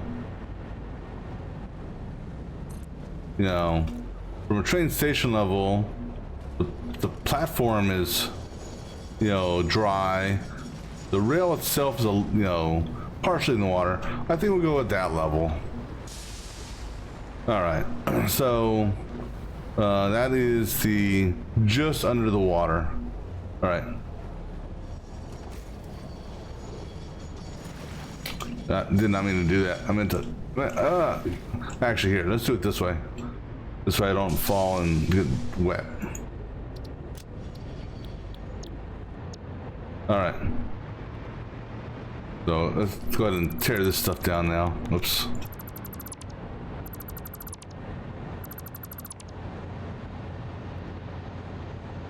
But we're not going to put it here, because we're actually going to have it set up, like I said, over closer to the waterfall, just so we can have room to expand the nuclear side of things. Which unfortunately means we're going to have to dump some material.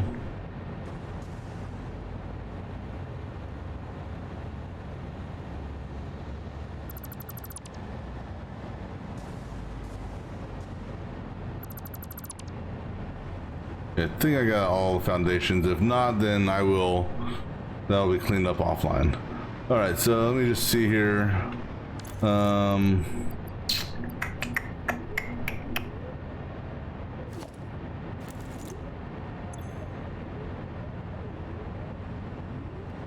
We'll leave that there for now.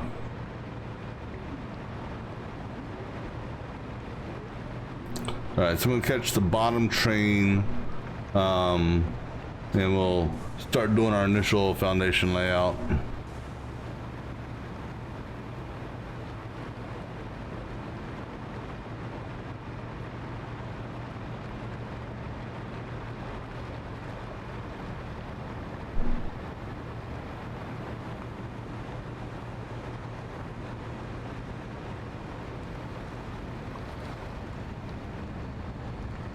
Oh, perfect. That's the exact train I want to catch.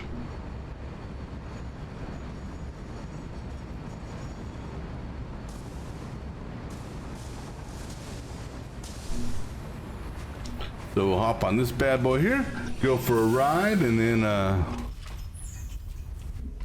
So you said it's going to be 50 long or 60 long, roughly, roughly, give or take, and then well, now with us doing the piping underneath the from underneath the ground, we don't need to be we can get them closer together. So it technically needs to be shoot, is it so it's 4 rows back times 2.5. The technical, okay, yeah, this is we're not gonna do 40 or 50 just because, again, we're doing the pipes underneath the ground. So it's gonna be 50 wide ish, 50 60 long, but the depth is only gonna be like foundation wise 10 to 15 ish. All right, so we're gonna have it come off this guy here, or not come off this, but we're gonna base this on the end points. So we're gonna zoop a foundation, or we're gonna do some zooping of foundations. Make it easier. Let's go ahead and zoop this down first. So down that far, and then just watch the power. Now we're gonna do 2 more. 1, 2. Oh, really? Watch that power. Watch the power. Okay, here, let's do this. Give me, no, not, don't destroy. No destruction. Is there land underneath this? Oh, no wonder it's not. It's like, why aren't you building anything? I'm trying to hit that there. Come on. Okay, give me that so I can land on this. All right.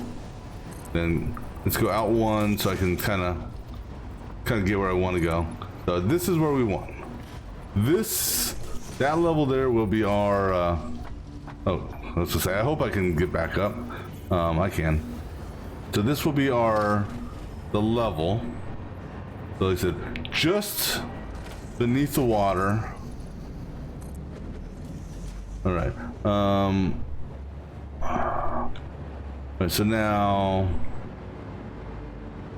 send it out that far, and then because we got a couple options on how I can do this. Let me look at my interactive map to see which option I want to go with. So if I go this route. So let me measure just for the sake of curiosity. Ooh, that's getting close to the death border.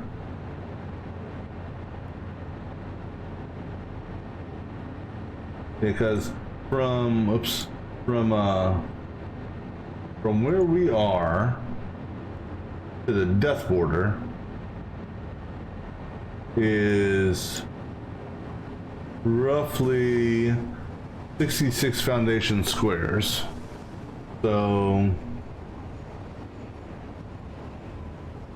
that's fine. We'll do it. Okay, so then let's say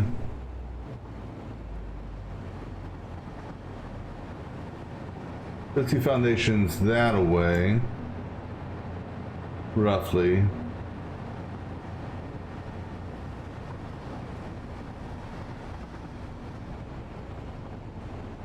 And how much room does that give us for? That gives us enough room to do some expansion on nuclear. Now, here's the other thing is, this thing here is so low. Because I don't know if this train here will ever go anywhere else. But what I do know is it won't go any lower. So we have this area here that the train can travel through to do its turn around and alignment. All right, I'm gonna grab me something to drink real quick, and then I'm gonna just kind of visualize how I want to do this. So, because I don't know if I want to do a bi-directional train or if I just want to do a big loop. So, we'll think about that here in a minute, so I'll be right back.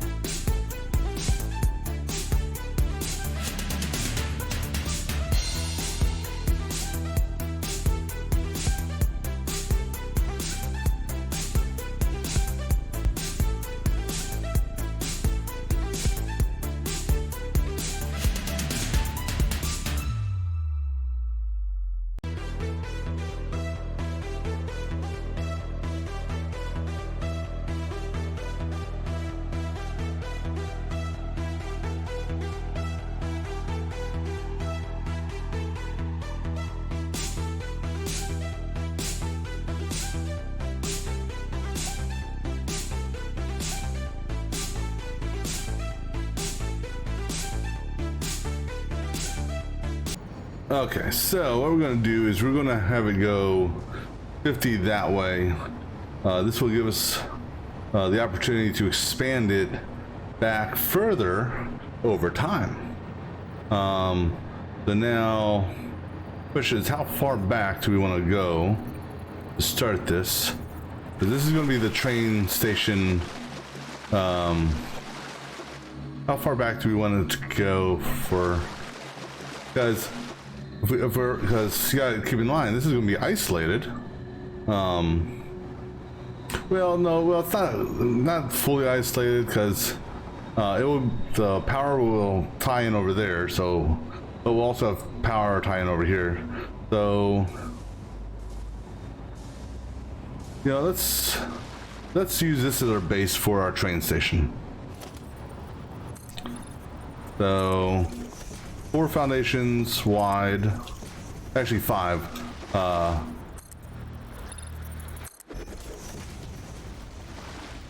No, 6. We'll do a 6 wide so I can walk on both sides of it. So 1, 2, 3, 4. Actually, screw it. Do it 5 and 6 over here. 5 and 6. Okay. So we're gonna then this is gonna be the last train station. And then we're gonna have the actual actually do it this way. Don't actually just give me one. I just want one. No zooping, just one. No zoop. No, I don't want a zoop. I want one. Just one. Actually, give me 2 one foundation. One foundation. Now we are going to have to be careful when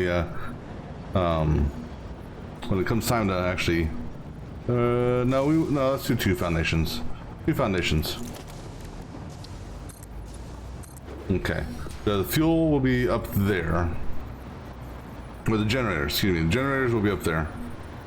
I can get my connection here. So that will be our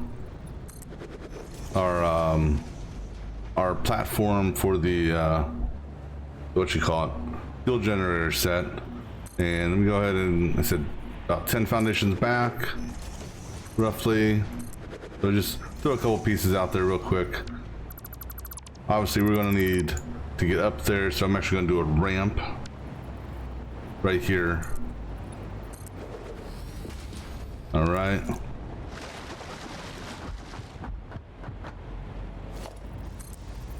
Okay.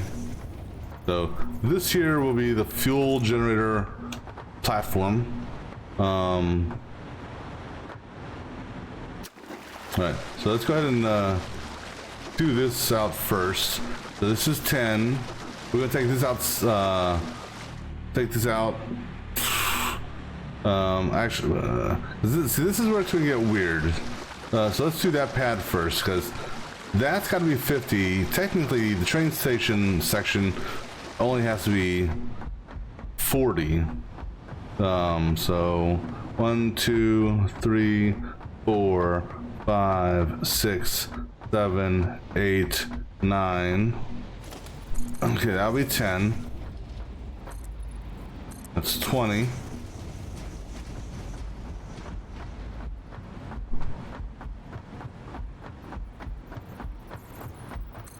That's 30.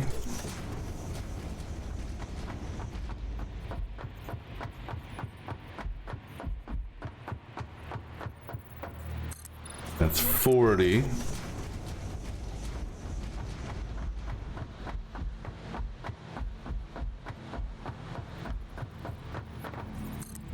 That's 50. And then we'll do like, just because we'll do another 5. Just a buffer for the moment. All right, so we're gonna take this back. I gotta take into consideration we will need a little bit of room for the pipes. So we'll take this back 15. So a 50 by 15 area.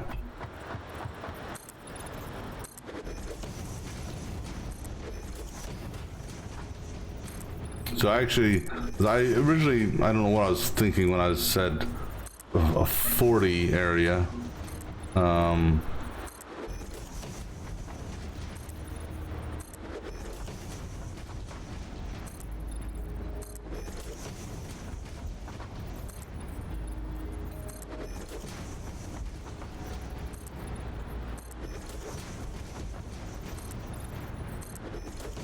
Because, let's see here.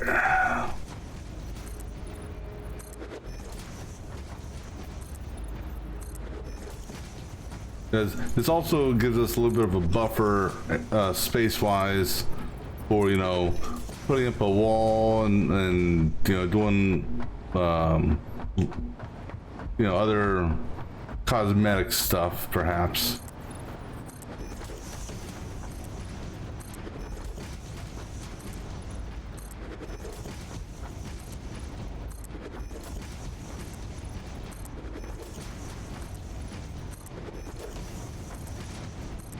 Now, my intent is to keep the existing fuel generators in place for the time being. So I'm not going to just abruptly, you know, go and destroy them. They will physically be left in place until this thing is 100% operational, at which time then we can go ahead and dismantle them.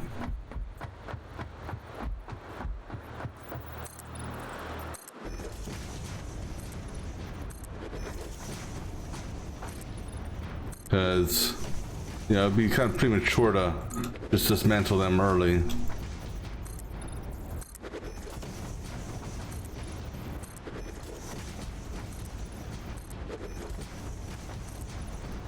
And so now, what this also does for us, by not doing the full-blown thing like I was planning on doing, at least right now, we're not going to have to mess around with the belts and run a separate belt run or anything like that, because we're going to need less material with respect to the sulfur and coal. So I'll be able to bump up just one of them to a Mark III on both sides, and that'll give us what we need. Or I may bump up both. I may bump the coal up. The only reason being is the coal is actually close to the train station as it is. So I could bump the coal up to the Mark III. But the sulfur one, we'll bump one of them up to Mark III. Actually, I mean, we'll bump. We'll look at the sulfur. I'll probably bump one of them up on one side, or I'll bump up both the normals, and then because the key thing is, as long as I've got my 600 that is reserved for the nuclear,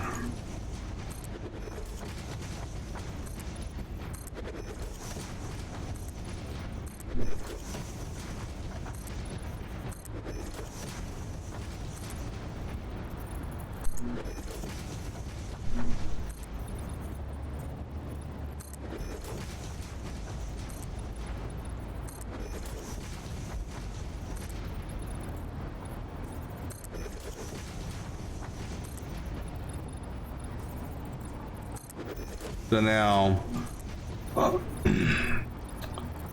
gonna want to. I don't even know how many resources this is going to take. We'll find out here shortly. Yeah, this uses a hell of a lot less foundation material than I originally planned out for up here. Namely because I you know, go ahead and give me just a walking ramp on this side, but this is our main build area here. So there's plenty of room for the train to come around, make a turn, go into the station. All right, so what I need to do now is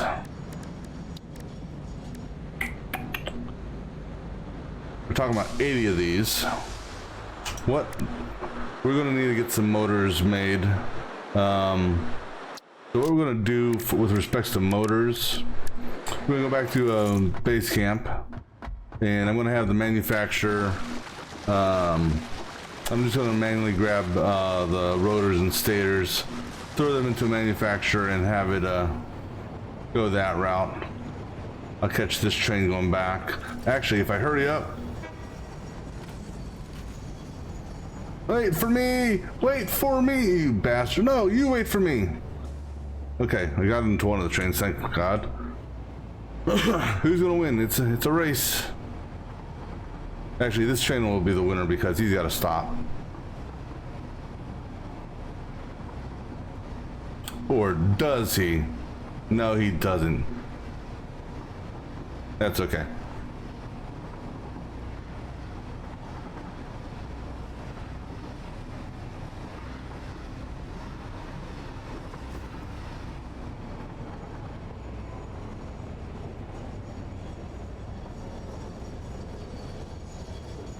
So since we're here at Supercomputers, let's just take a look here. Are we full yet? No, we're not full yet. So that's slowly getting there. Because I don't have a sink set up for that. In fact, I don't think I have a sink at all up here. And also, I swear to God, when I was doing something earlier, I thought I saw a hole in the roof. Yeah, when I was building that thing there, I could have swore. Is there a hole in the roof up here? There is. How did I get a hole in the roof? I don't remember putting a hole in this roof. I really don't.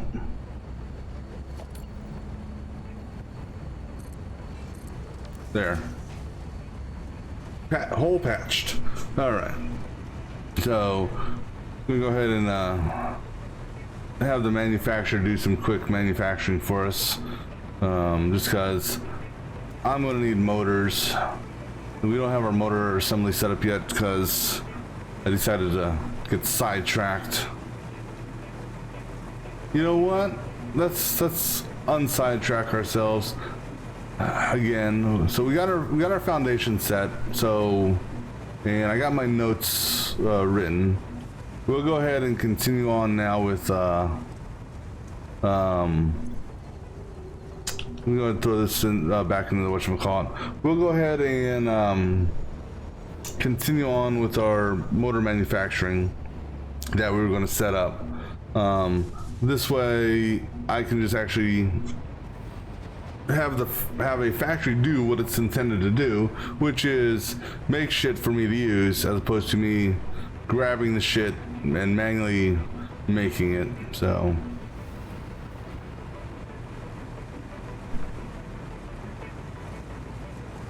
we'll go ahead and do that.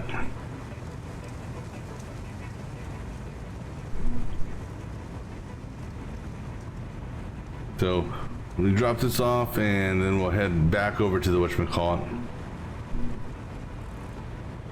Actually, here, drop off that and drop off that in there. But go ahead and take all this stuff back here. And also, go ahead and grab the turbo motors you make.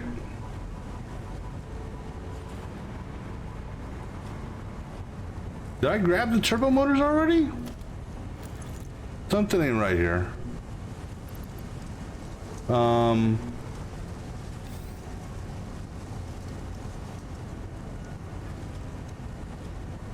Oops. What did I feed you? I fed you 4 things. Oh shit, I fed you supercomputers, not radio control units. Oops. Well, they had a similar appearance. Great, now I gotta un-F this stuff. No, not that way. Nope. Grab. No, grab. No, grab. Grab. Damn it. I'm hoping I got everything on that belt.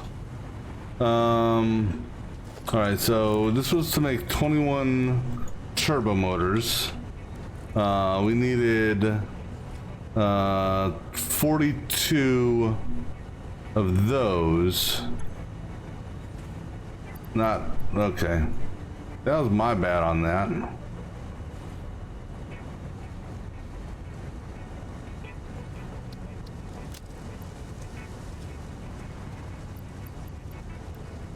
All right, let me see if this feeds. Okay, good. It is feeding, so I was able to get everything off the line, so that's good. Yeah, right, 42. No, that's wrong with the motors. Is it? Something ain't right here. Hold on. 80 divided by 4. Oh, cause I was at 54 motors. It's 54, right? 54 divided by 4. No, something ain't right here.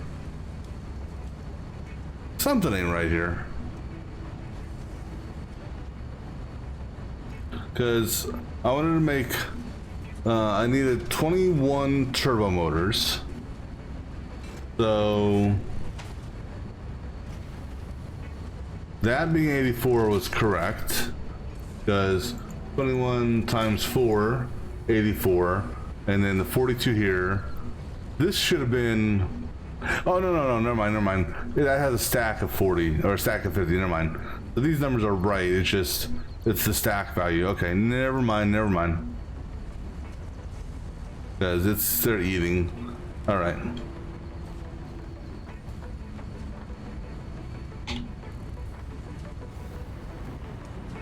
But we'll go ahead and drop off this. And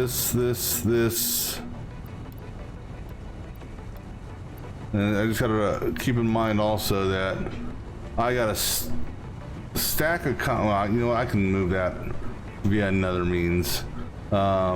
This here shouldn't take that long to get 21 because it's making 5 a minute roughly, so. Alright, so let's plan out the rotor and stator stuff. Alright, so let me go ahead and get a dividing line on my planner here so I can figure out what we want to use. So what is going to be our limiting factor on what we make? Really, there is no limiting factor. Because we're going to use, as far as the motor is concerned, we're going to go with the standard motor recipe, because I'm not going to put up production for this, and I'm not going to set up a production for that. So we're going to use a standard recipe on that, which is a 221. So that's straightforward. Now for the stator,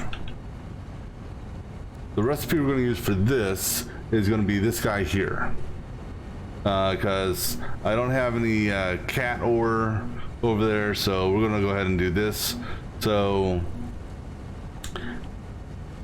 I guess it really comes down to what type of assembly rate do I want to do. This makes 5 per minute. Well, how many per minute do we want to make?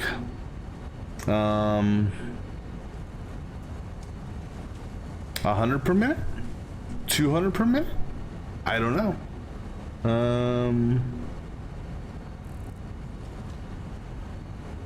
Because 100 per minute would be 20 assemblers. Or do we want to do 50 per minute? One stack a minute? So that really, that's when it comes to turbo, we also got to look at, from a turbo motor perspective, what it requires. Actually, let me pull this up. Let me back off of some of the stuff here in the wiki.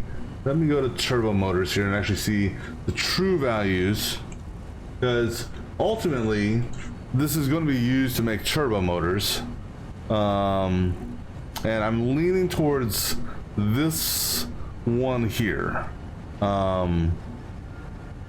just for a simple fact that, again, don't want to do that, and really don't need to use the rubber. This has a better manufacturing rate, so we're going to end up using this one here, most likely. So question is, how many a minute of these am I going to want to make in the long run? We'll kind of gauge how many motors we want to make. We want to make at least enough motors to, essentially, to a certain limit, exceed that what's needed for what we're going to do. All right, so this alternate recipe, which is the turbo pressure motor, which is alternate recipe number 1, it makes 3.75 turbo motors a minute, and it requires 7.5 turbo motors a minute.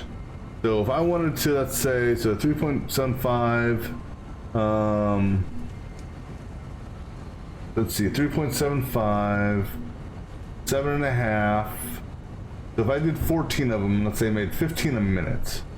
All right, so let's just go with that basis for the time being. That we're going to make 15 turbo motors a minute.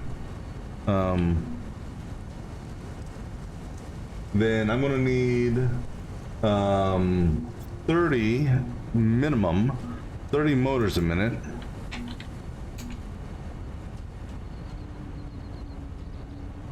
It's a 2-to-1 ratio. So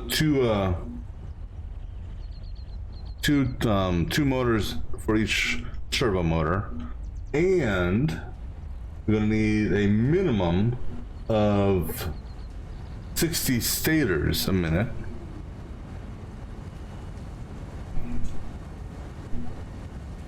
On top of the stators needed for the motor. All right, so that will be our goal when we set up our turbo motors. Because the turbo motors, let me see what they're used from the manufacturing standpoint. They're used for the thermo propulsion rockets at a rate of 1 motor a minute. Okay, so that's, you know, it's a 1-to-1 ratio. So 1 thermal propulsion rocket, 1 turbo motor. Now let me see here. For the thermal propulsion rocket, we're also going to need to make the modular engine. The modular engine, that requires 2 motors a minute to make 1, and that is for the thermal propulsion rocket. It's a 2.5 to 1 ratio. So if we need to make 2.5 modular engines, then we're gonna need to make an additional 5 motors a minute. So our motor manufacturing will be, if we're gonna do 50 to 100 motors a minute, we're well within the range of what we need for what should we call it? Now we're also gonna have to we'll need to make smart plating for the modular engine. Smart plating is a combination of rotors and reinforced iron plates at a ratio of 1-to-1, being 2 a minute, okay, or the alternate, which is plastic, which is 5 a minute. However, the smart plating we need is for the modular engine, it requires 2 a minute, and the smart plating is made 2 a minute. So that's fine for the ratio there. So we'll have an assembly set up to make smart plating, 1 assembly for that, because the smart plating, it needs 2 for the modular engine, so we don't need to go really above and beyond. Oh no, because we need 2.5 a minute, right? So smart plating will be at 5 a minute is what we need for smart plating. So all that means is we would need to add times 2.5. So we would need 5 rotors, 5 additional rotors. So as long as we have an excess of rotors and stators to the motors, we'll be good, because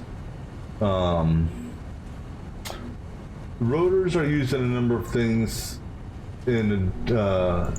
as are the stators, I believe. Let me see here, because rotors are also used for, you know, make the assembler workshop, to make hypertube stuff, jump pads, pipeline, pumps, splitters, vehicles, stuff like that. So you do need rotors for other things. So having excess rotors is, you know, not bad. And then stators, what else are stators used in? Stators are used in other things such as the control rods, the power storage facility, which I have not messed with, but stators aren't used in as many things, in as many variety of things. But but we'll build a we'll do an overage for that. So anyhow, so with respects to the motors, we're going to do 50 to 100 a minute. All right, so let's take a look here then. If we do 100 a minute, we're looking at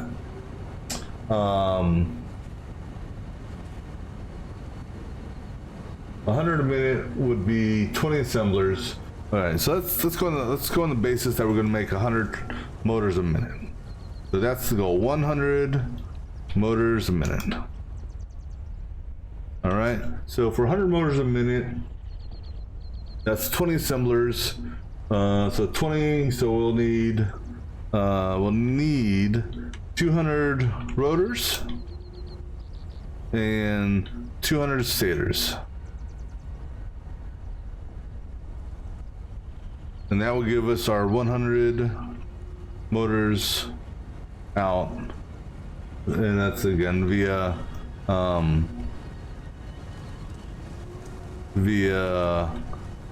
20 assemblers. Now, based on that, based on that, we can kind of reverse engineer the motor to see what we need to get to those numbers. So, starting with the stators, the stator recipe we're going to use, like I said, is going to be, let me get to the stator here. The stator recipe we're going to use is going to be the standard recipe. So that's going to be the three, where'd my cheat sheet go? So it's going to be the wire and the steel pipes. So if we're going to do 200 rotors a minute, minimum, because we actually want to actually technically do more than that, because, or I'm sorry, it's not rotors, stators. If we're going to do 200 stators a minute, we're going to actually want to go above that, not too much though, but above that. And so we'll say 250 stators a minute, maybe 300.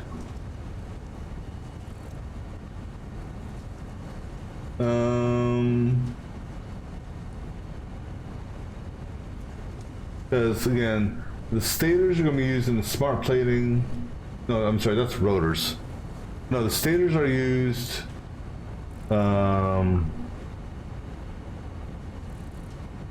I think I typed that in wrong. That's rotors. So the stators are used in power storage, turbo motor, obviously. No, because we're going to need additional to the turbo motor. So no, that is right. But if we're gonna, so that was stators. So we're gonna need additional stators. So at least 60 additional stators. So we'll do 300 stators. Do a nice round number on that. So so for the stators, to get 300 stators, divide that by 5. We're gonna need, holy shit, that's a lot of assemblies. We may overclock this shit just to cut back on the amount of stuff, because that's 60 assemblers. I really don't want to put out 60 assemblers. So if we overclock that, let me see here, 5 times 2.5 gives us 12.5. All right, so let's say 300 divided by 12.5. Well, that's still 24, and that's 24. Multiply that by 3. I need 72 crystals for that. So I guess we're gonna have a super stator assembly area. God bless. To get up to 300 stators a minute. Okay, let's do this. Let's cut it back a little bit then. Let's say we only, because we need 30 motors minimum for the turbo motors. So let's say we just go with 50 motors a minute. 50 motors a minute drops it back, drops it down to 10 assemblers, 100 rotors, 100 stators.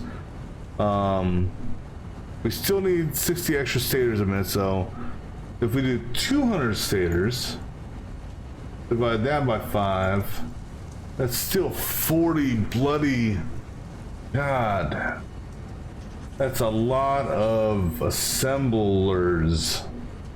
40 of them just for stators. Even if we go to the quick wire option isn't that much better, because if we do, let's say 200 stators, divide that by 8, you're still looking at 25. So I mean, granted, it's a lot less, but quick wires, it's a pain in the ass. Because 25 times 60, that's 1,500 quick wire a minute we would need to get, and I don't have anything set up for that. 40 times 40, that's 1,600. I can get that on the copper. That I can handle. And the steel pipes, and actually, let me see, do I have any other wire recipes? Let's take a look at our wire recipes real quick. So, wire recipes, I can do this wire recipe here. And that's actually, I can either go that route or I can go this route.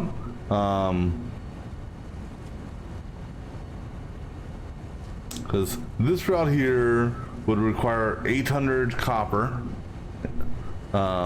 which, because it's a 2-to-1 and we need 16, I said what, 1,600? Yeah, 1,600. So that would be 800 copper if we go that route. If we go this route, let me see here, 1,600, divide that by 9, and then multiply that by 5. This here we would need 888.88888 iron. Now the thing is, this is a slower construction rate. So we'll probably go with this here, and because that's less copper. So I mean, less materials technically. 800 versus 888, and it's technically a faster construction rate. I guess use this one if you're in a pinch. So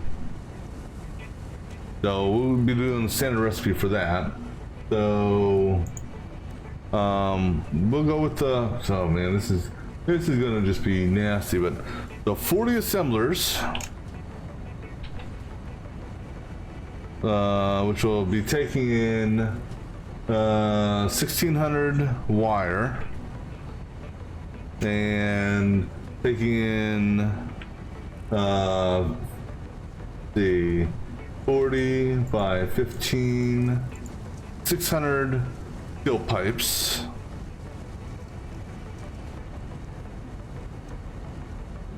Now the 400 wire, or the 1,600 wire, excuse me. All right, so let me put these in order of how we're gonna have to build this. So the wire is a 1 to 2, so 1 ingot gives us 2 wire. So we're gonna need smelters.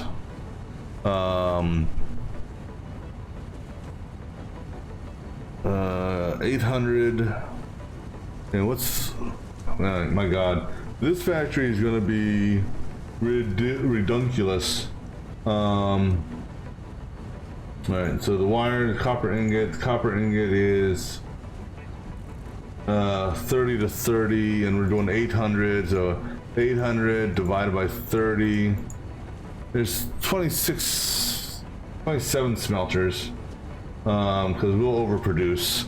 So we're gonna have 27 smelters.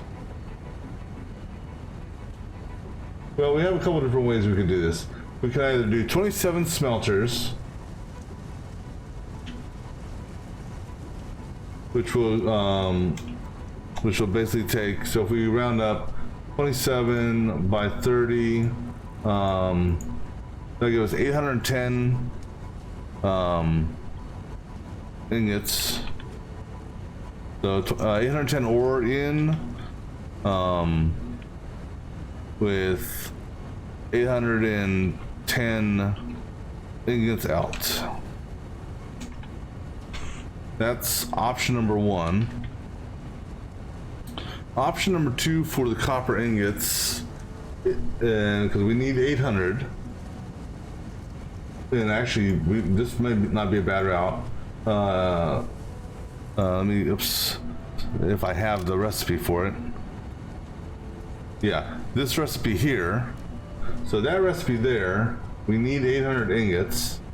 So that would be 8 foundries for that alternate recipe. So 8 foundries, so a much smaller footprint. That, however, we will require 800 copper in, and we will require 400 iron.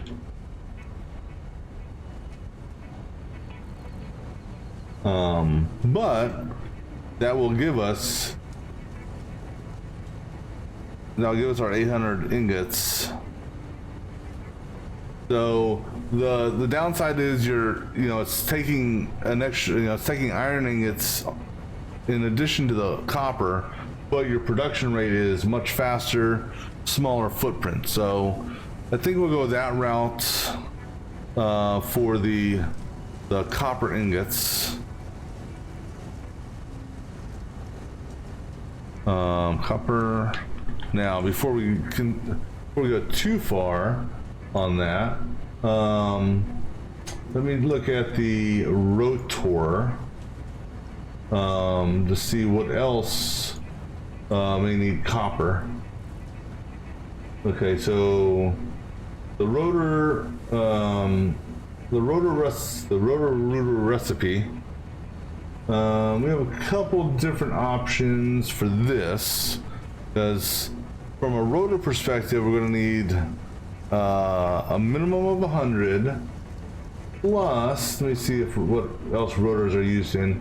Build gun, hypertube soft, jump pad, smart plating. So we're going to need some additional for the smart plating, but not much, because like an extra 5 for the smart plating, but it's using smart splitters, tractors, stuff like that, but nothing too extensive from a build from an automation perspective. So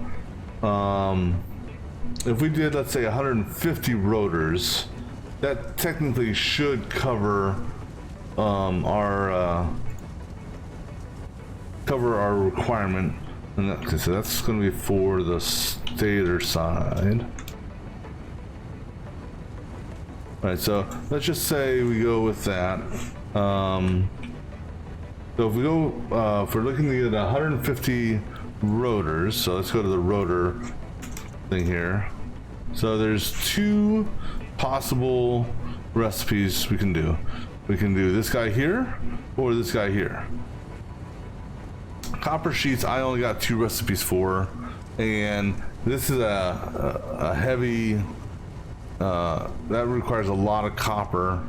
If you think about it, because it's a 2-to-1, getting 2 ingots for 1 sheet. So going this route, it's going to eat up a lot of copper. This here, however, is a more viable option.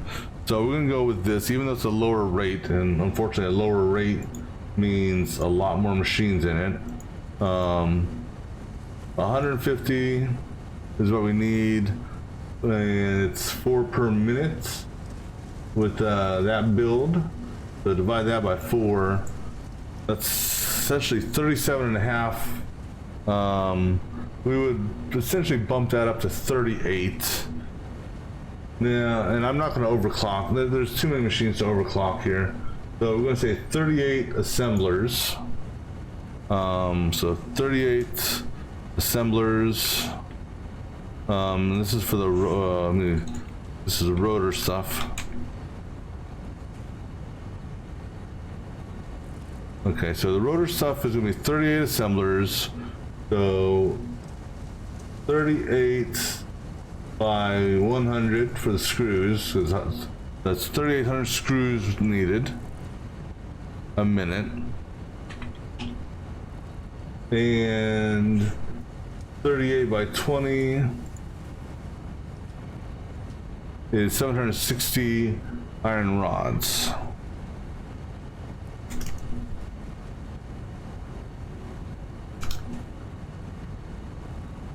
All right, and then that would give us a total of 38 by 4, 152 rotors. Now, let's see what recipes we have for each of these. So for the iron rods, we have this recipe here, which we will definitely be taking advantage of because we have an abundance of steel that we're making. So let me go ahead and pull up that recipe in the wiki just so I can look at clear numbers. All right, so that recipe there, so we need to make 760 iron rods. Oh, Jesus. 760 iron rods divided by 48 a minute. That's 16 constructors for that.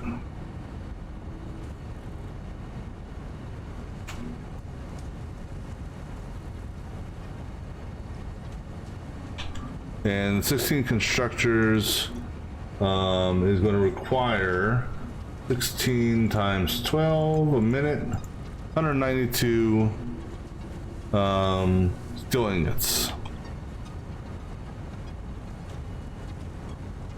Well within our range because we're doing 1,200 steel ingots a minute, so that one's good to go. All right, now for the screws. We have a couple different options here, and this might be the best option here just because of the rate. So let me pull that up in my my cheat sheet. All right, so if we go with the steel beam rate, all right, so we need 3,800 screws, and we're gonna go via the steel beam rate just because, yeah, we definitely want to go that route. And the reason being, if we go the standard route, it would take 95 constructors with the standard recipe. We go the alternate one, which is taking the iron ingot directly. That still takes 76.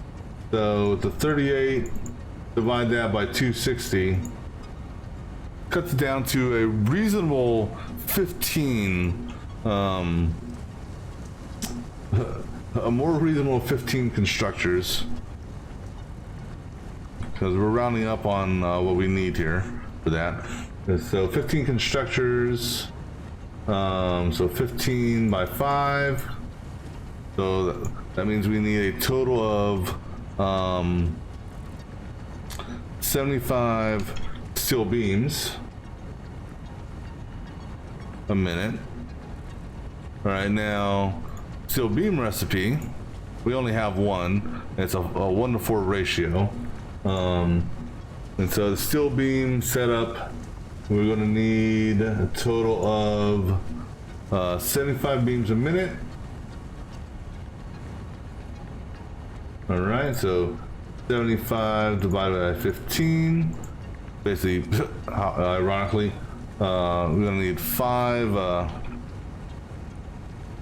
gonna need 5 constructors, and those 5 constructors will need 300 steel ingots. All right, so gotta keep track of how much steel we're using here. We're still way underneath the 1,200 limit. All right, so that would get it. That's to get our rotors. All right. So now for the, let me go back to the stators again, just to take a look at something. So we're gonna do this one here. So the steel pipes that Where'd the rotor or where'd the stator should go? All right, so that's gonna get us our copper ingots because we need the copper ingots for the wire. Let me back up here. So we're using the standard recipe for the wire. Right, so and we said we're gonna need 1600 wire. So 1600 wire, divide that by 30. Holy fuck. Excuse my language. I'm almost tempted to bring in some cat ore. But at least that's 1600. Let me see, divide that by that. That's 13. So if we round that up, 14 times 15. I think I may actually have some cat ore flown in for this one, now that I think about it. Because this recipe here, one, doesn't have us building a ridiculous amount of, I mean, because we're already going to be building a ridiculous amount of stuff here.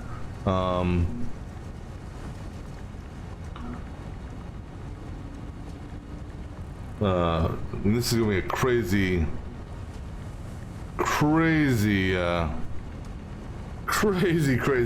thing here. Oh yeah, this is it here. Let me see. Is there any?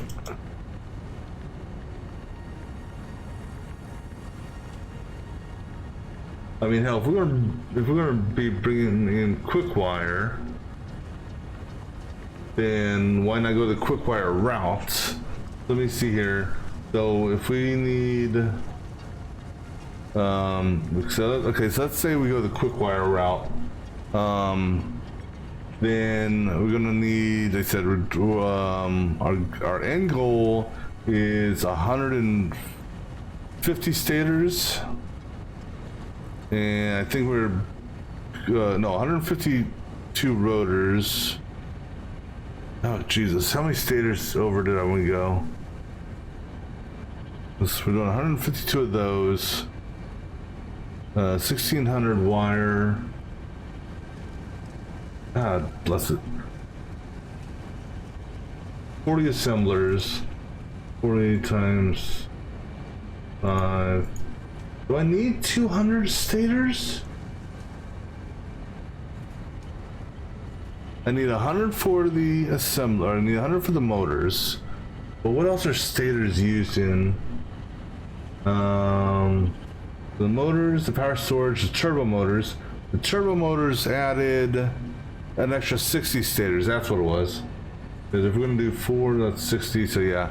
So we decided to go 200 on that.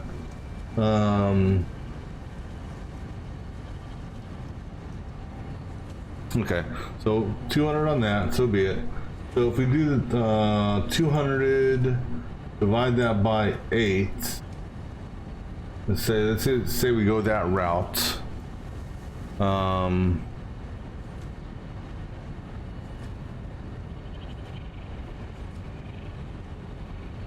just trying to calculate some stuff here.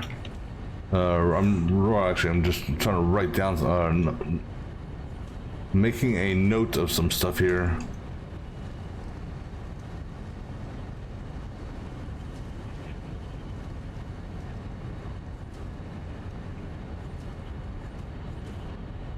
All right, so if we do that, 25 by 60, that's a lot. I mean, 1500 quick wire. What recipes do we have for quick wire?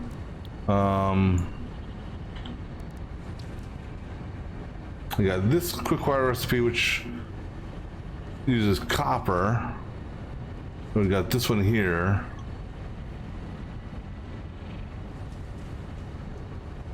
Because if we send the ingots over and use the copper, okay, so let's say we go, let me pull this up. Man. So we go that route, 1500 cook wire. If we go with the normal production, we make a note 1500.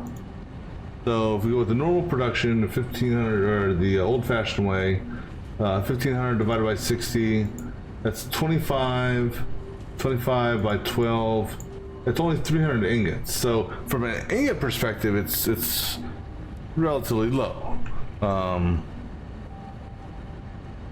Now, if we go the other route, so 1500, divide that by 90, that's, we got to round up, so 17 assemblers, 17 by 7.5, 127, all right, for the ingots, and then 17 times 37.5, 637 copper.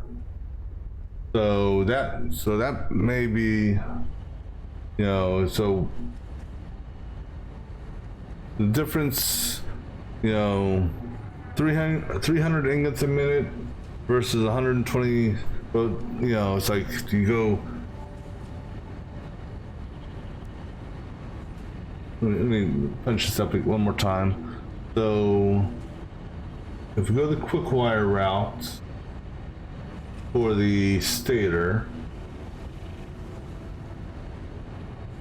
so again we're going to do 200 stators, divide that by 8, 25 by 60, that's 1500 we would need. So 1500 quick wire. So option 1 for the quick wire would be basically take the 1500, divide that by 60, which would be 25 assemblers or 25 constructors, and a total of 300 ingots, which that's not that bad. That's option 1. Option 2 is the 1500 quick wire, divide that by 90, which I said gives us 16.6, so you got to round up for production purposes. So that would be 17 assemblers. Those 17 assemblers would then require 17 by 7.5, 127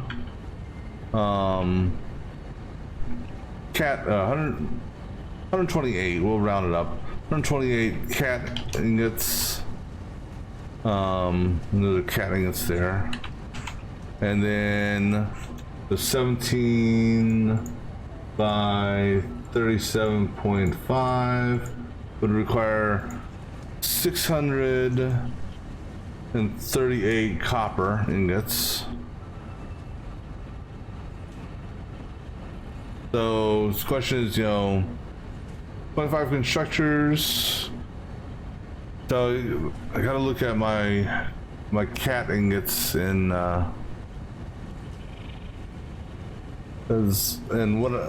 where I can source those from.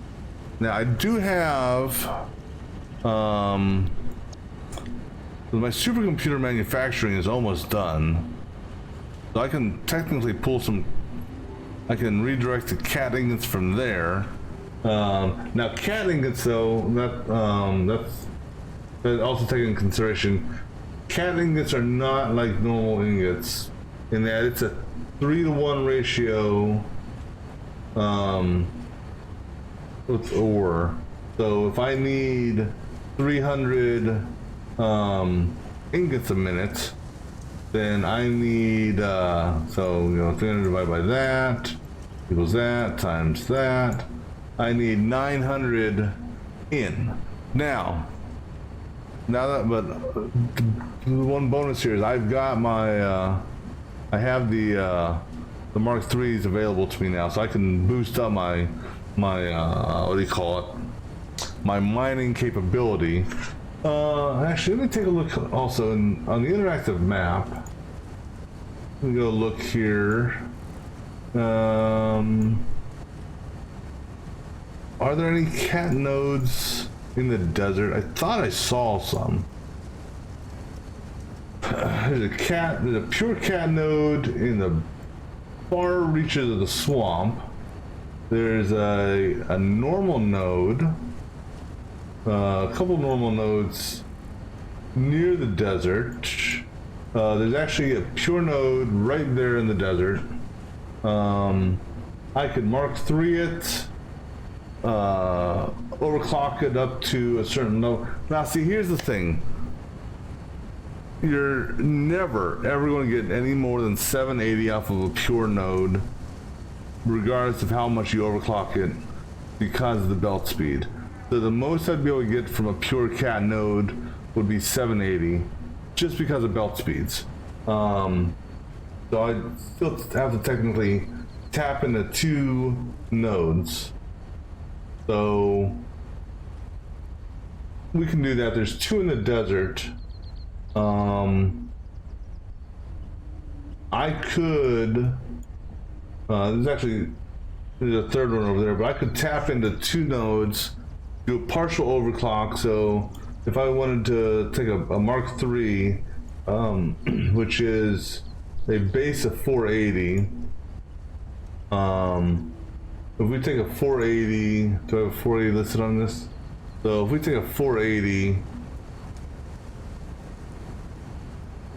and we want to get to 780 for overclocking purposes.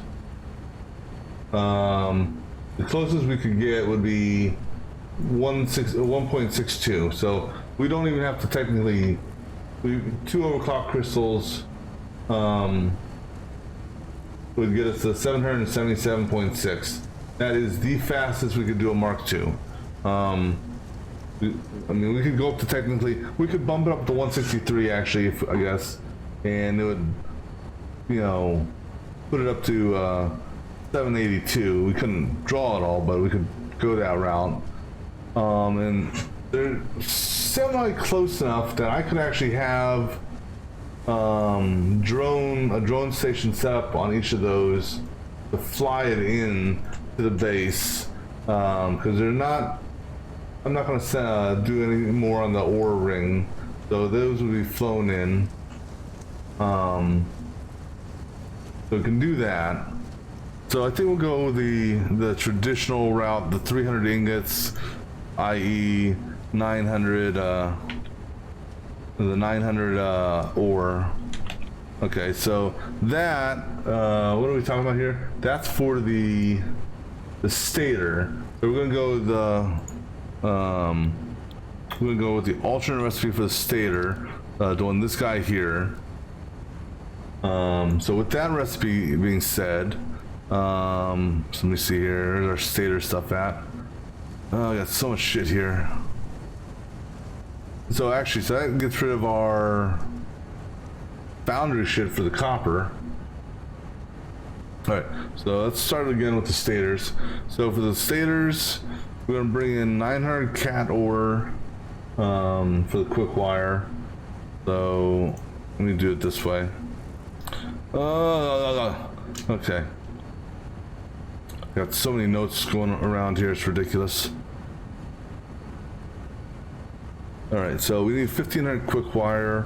That's gonna be from the cat ore. Let me see here. So we're doing 900 cat ore. Divide that by 15. No. We need 300 cat ore. God bless. 300 cat ore. Divide that by 15. So come on. 900 divided by 15. So we're gonna need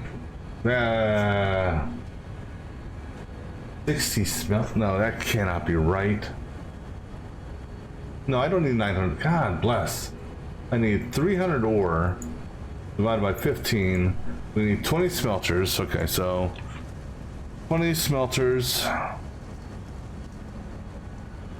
that will need so 20 times 45, 900 ore, 900 cat ore, and our output will be 300 cat ingots. Now the cat ingots, we're doing part of the, so just verify here again. We're doing 200 stators, divide that by 8, gives us 25.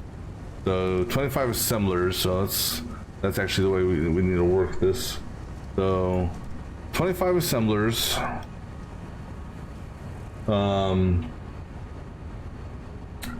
And 25 by 60 is our 1500 quick wire. So 1500 in quick wire. The 1500 in quick wire will be assembled we're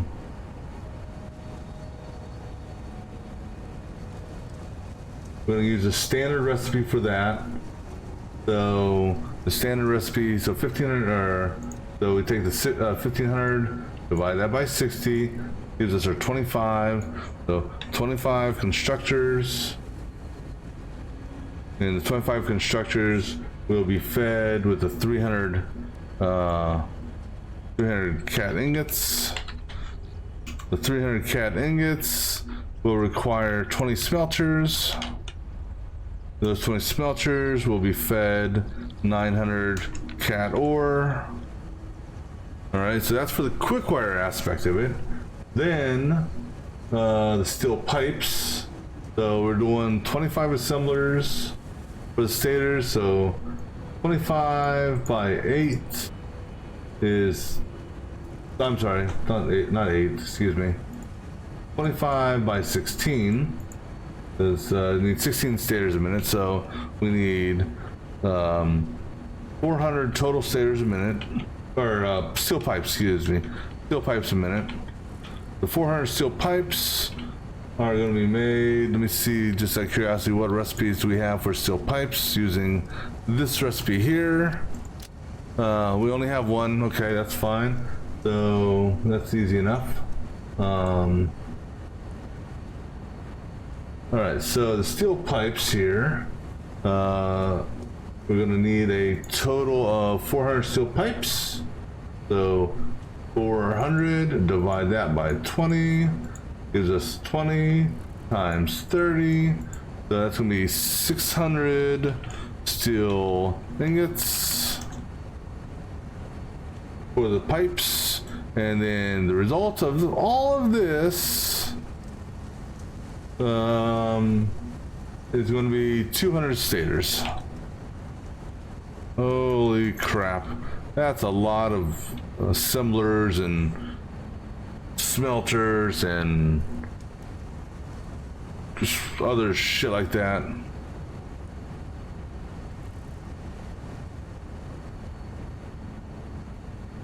Wow, okay.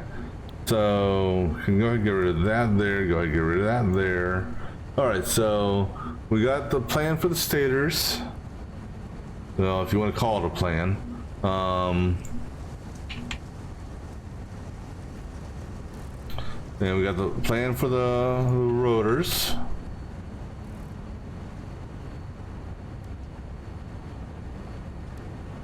And we got the plan for the motors. Okay, and then all that will eventually get us to getting a whopping 50 motors a minute. And I'm glad I decreased that, because if I was to do 100 rotors a minute, or 100 motors a minute, I should say, we'd have to double all this shit, and well, that would be ugly. Alright, so now let's just validate how much steel ingots we're using here, so we don't exceed our limit. So 600, 900, 1000, 1092. So that 1200 we're making is you know, just enough really to for this little setup here. Ooh, okay, so let's look at our initial shopping list here for the total production stuff we need. So 25 assemblers and then that's a constructor, that's a smelter, and then we got a 38 there, assembler, constructor, and then 10 on that. All right, so those are assemblers. All right, and then for constructors, we've got 25 on that one, and then 15 on that, and 16 on that. And then for smelters, we've got 20 on that one.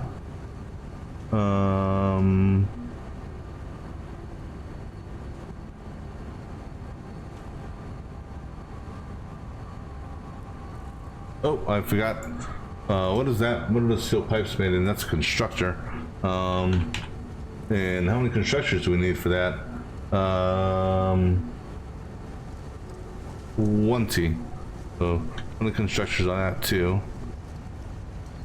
Bless. So many resources here. And don't forget that one there. That was fed that, which gives us that.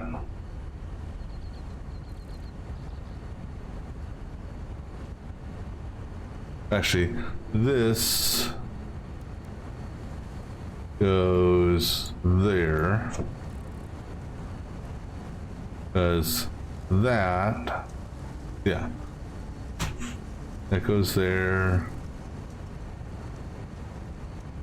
Just keep the that goes there, so that's back one. And I apologize, I'm just going through my little shopping, my pre-shopping list here, make sure I got everything documented here.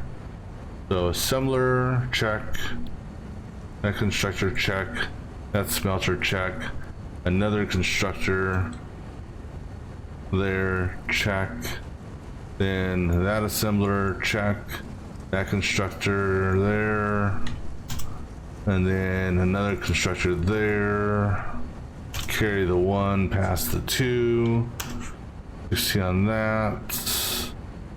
And then 10 there, good. And then got that one smelter there. All right, so let's add all these up now. So 25 and 38 and 10. That's 73 of those. I'm gonna love to see when I build this shit out. 25. But you know what the best thing is? I don't have to worry about any damn fluids. Belts are easy compared to fluids. That's 81 of those. And then 20 of those. Okay. So. Oh, brother, this is gonna be nasty. All right, so with everything being said and done and all the process and all that, let me make sure I got inventory space here. So here's our shopping list. Oops, not a power pole. Okay, so our shopping list, assemblers. We're going to need 73 of these bitches. And then we're going to need 81 of these bastards. And then 20 of these thingamabobbers. And you know, with all that being said, that's not really that much material for these.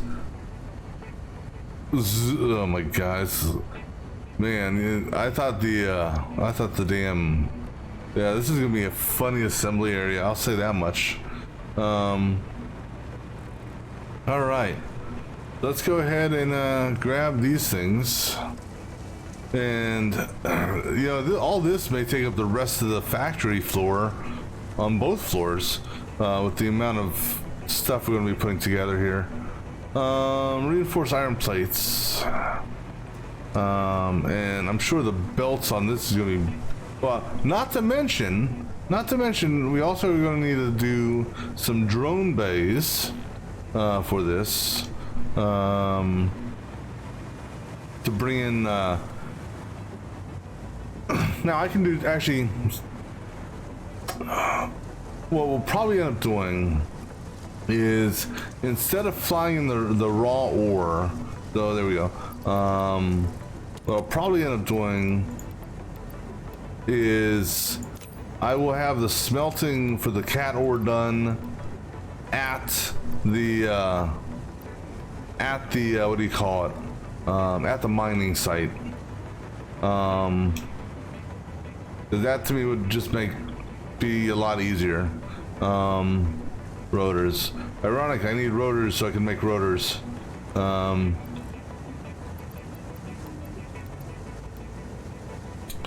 Cable and wire and iron rods. Now, the one downfall, well, it's going to be what it is that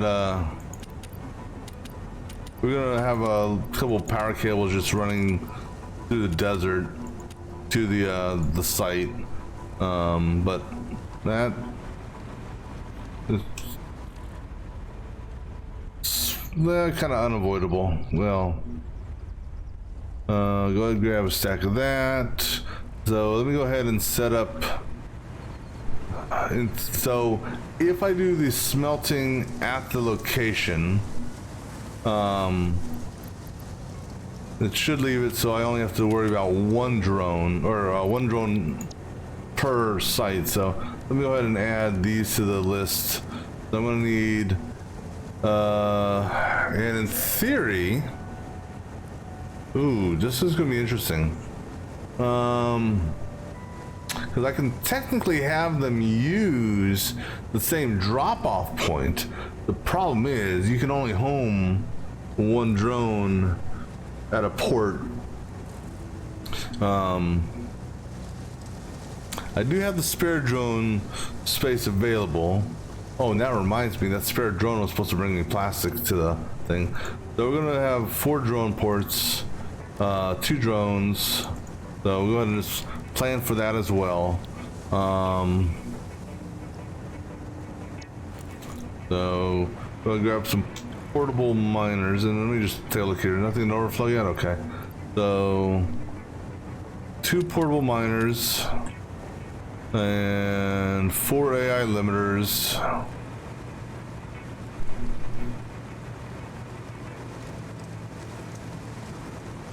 Yeah, I didn't realize how involved this little assembly project was going to be. I thought the shit for the rubber and the fabric and all that was intense. Heavy mods, high speed. Okay, so we need some of this and some of this. And radio control units and motors. We need motors for the motors. High speed, the high speed connectors, more heavy modular frames, radio control units.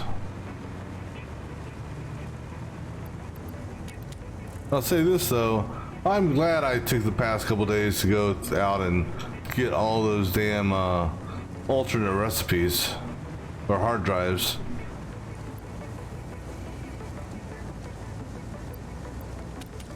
Alright, so that's everything we need for that. Trying to think if there's anything else I need extra of on the other side.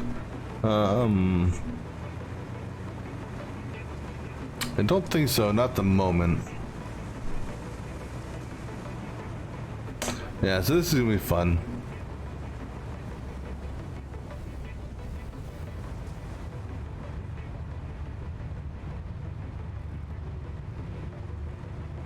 So, I've never done it, and I won't do it just because, you know, I don't need to hurt the non-hostile creatures, but I wonder what would happen if you try to shoot them. I will go ahead and take over some more of these. All right. So go ahead and send us back to my station, please.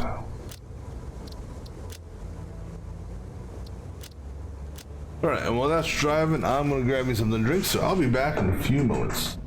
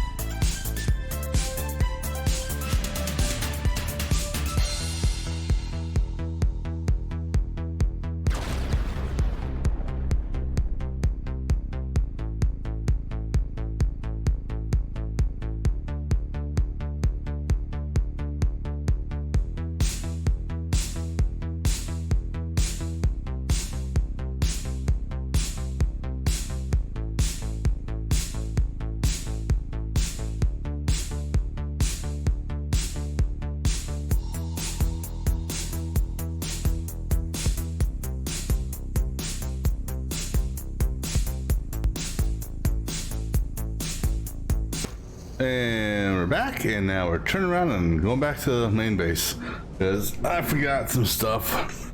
Now that I think about it, because in order to set up the cat site for mining, well, we're obviously going to need to get our miners, and we're going to need overclocking crystals.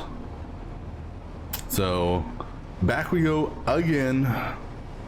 So we go because one of them is over there and down, and then the other one is like over there and on a ledge. So we're gonna, what I'm gonna do is I'm gonna, like I said, I'm gonna set up the cat sites to actually smelt at the site. This way, instead of flying the ore in to have it smelted, we'll just have it done on site. That's less product for the drones to carry. So they can actually, carry the important stuff and not the ore, because no reason to clog up the area with that. Then I was thinking, so for the steel, because we're literally pulling so much steel off of it, we're going to be pulling from the top and the bottom of the steel feed. The big question is where are, let's see, which one has the most? So the constructors thankfully are tiny, relatively speaking. The assemblers, well, those are huge. And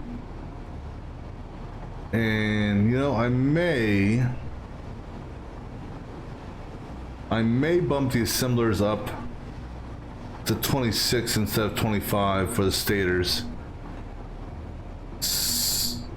Mainly because I'm looking at it from a splitting perspective, and it's going to be probably a double row, so 13 and 13. If I do 13 and 13, that's an easier and cleaner split, because like the rotor stuff, that's at 38. And actually, I'm kind of curious here. Is that number? Let me take a look at this on the calculator here. 38. And actually, I may bump up the rotor stuff to 39, namely because I can do a even three-way split on that. So, because I want to try to think ahead here of the splitting aspects as well.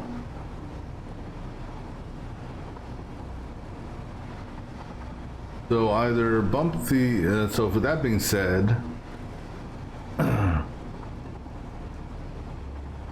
if I bump the stator stuff up to 27,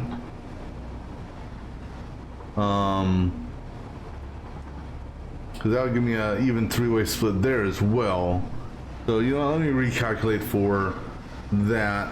So let me make sure my train is not going to leave. Go back there. So let's recalculate real quick for this adjustment. So if we're going to go up to 27 for this for that, let's see here. So 1500 divided by 25 equals 60. Hold on. All right, so if we're adding two more assemblers. All right, so let me backtrack here. So for the stators, going with that recipe, we adding two more. So for quick wire, that'll be an extra 120 on quick wire. So from 1500 to 1700 on quick wire. That quick wire then, so if we're doing 1700, no, hold on. 1500, adding 120 more, which will be 1620. So 1620 on quick wire. Divide that by 60, would now be 27 constructors, okay. 27 constructors times 12, 324 cat ingot, okay. 324 cat ingot, so 324 divided by 15 is 21.6. That's total. So basically 22. So round that up to 22 smelters. And then 22 times 45 is 990. And we're basically going to be pulling, and that's going to be split between two sites. So it'll be an 11 and 11, and then a 495, 495. But as far as the cat ore is concerned, and actually, so if we're doing it at that rate, if we're gonna, is that right? Yeah, so if we pull that, all right, so let me think here. I don't need to do a Mark III if I'm gonna just, I mean, I might as well do the Mark III just to get the, you know, we'll make, all right, so actually, so we need a minimum of that to get 990 cat ore. However, if we're gonna pull 780 out of the ground, because we might as well pull it all out, right? 780, divide that by 45. We're gonna need 17 smelters, technically on each site. So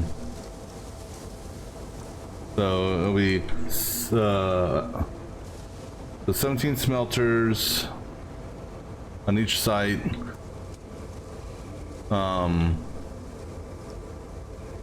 That will give us a total of 17 times 15, 255 cat ore per site being pulled.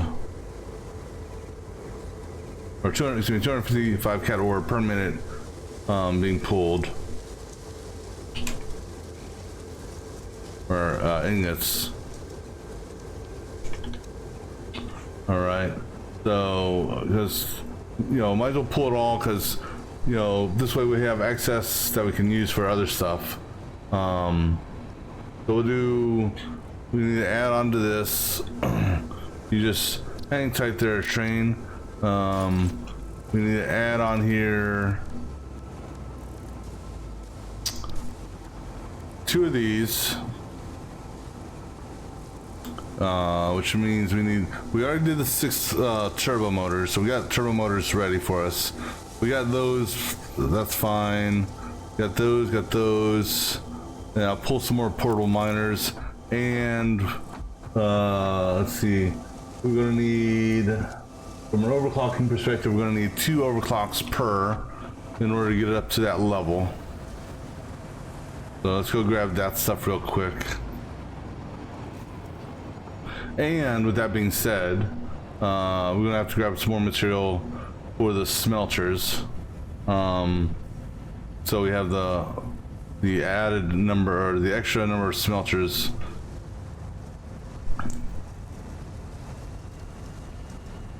Alright, so I should have all that material in here, minus the turbo motors, which should now be sitting, waiting to go.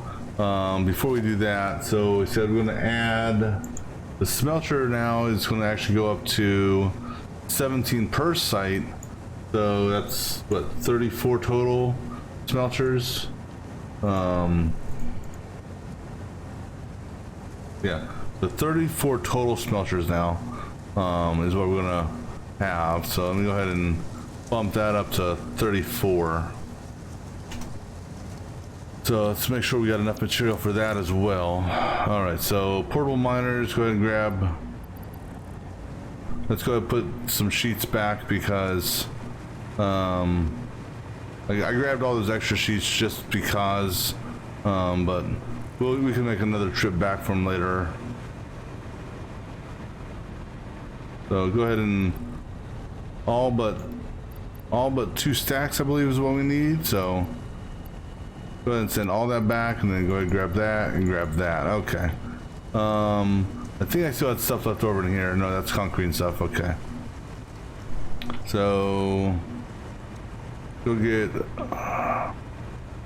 some more stuff now.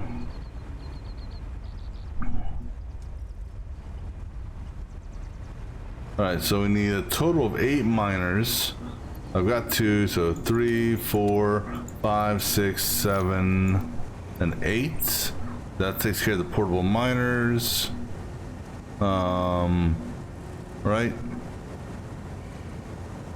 Where's my portable miners at? Portable miners check. All right. Since we're down here, steel pipes and supercomputers, and we got the turbo motors here in a minute. Steel pipes, one of those. Supercomputers, right there. Stack of that. Turbo motors. We're going to take exactly what we need on this. Oh wait, no, they're downstairs. That's right, those are downstairs. We'll leave those other turbo motors alone. The fused modular frames right there. So stack of those. So just the turbo motors is all that's left. Okay. So those should be ready now. The light's yellow, so the construction is done. We should have 21 in here. Yep, 21. And then let me just make sure that the machine is empty. Machine is empty of parts. Okay, good. We're not taking all these turbo motors with us. We will take over. We'll split off the 6 that we need. And the rest can go get stored. Now, so we're gonna need 4 overclocks. So I'll take over those. All right, so now we got what we need. So we can go grab some more belts. So belts are in. Nope. Okay, now we'll go ahead and take those belts over with us.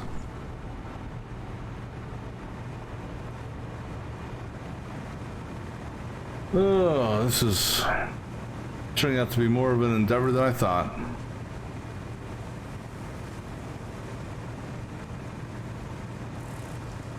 But when all is said and done, like I said, the plan is once we do get to the turbo motor manufacturing, we're going to manufacture 15. So that's going to require 30 normal motors.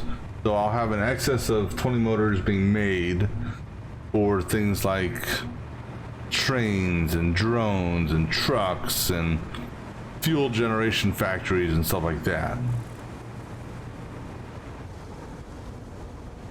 All right, now let's go ahead and send this guy back to here.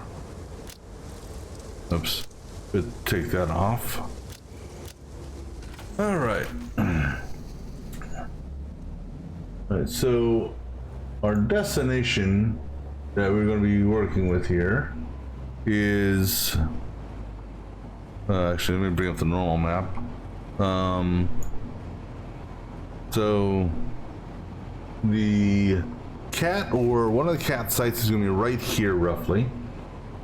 So like I said, we'll have a drone hooked up for that one. And then the second cat site is down here on the beach. So the second drone will be there. Those drones will, you know, basically we'll have we go to the drone station. So we'll be setting up some more drone ports there. Yeah, I like how you can see what's sitting in the port here, you know, for those. I think you can do the same thing for the truck station.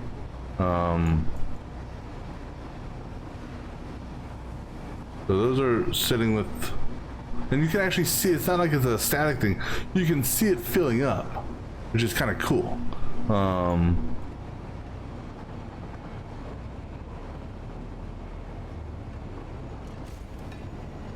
So it looks like the truck station doesn't have that, doesn't have that nice little storage thing yet.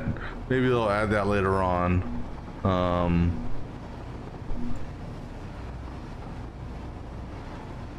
But I like how the drones actually show you that. That's kind of a nice little touch. All right, so now as far as as far as the drones are concerned, what we will be doing is we will be using rail power to feed them. So we'll be taking power from this guy here and getting it down there for that one, and then we'll be taking rail power probably from this guy here and feeding it that way, because we will need power over there, not only for the drone port but for the smelters.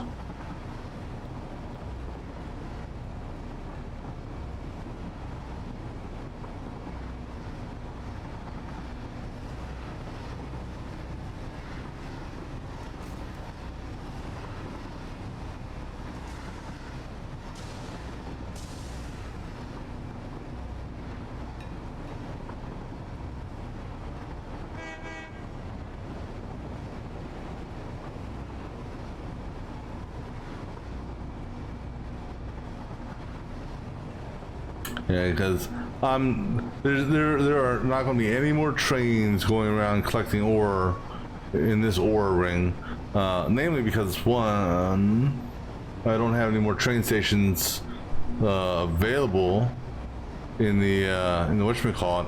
I've got 18 ore sites out here, and I got 18 stations in there. So anything else is going to be picked up differently.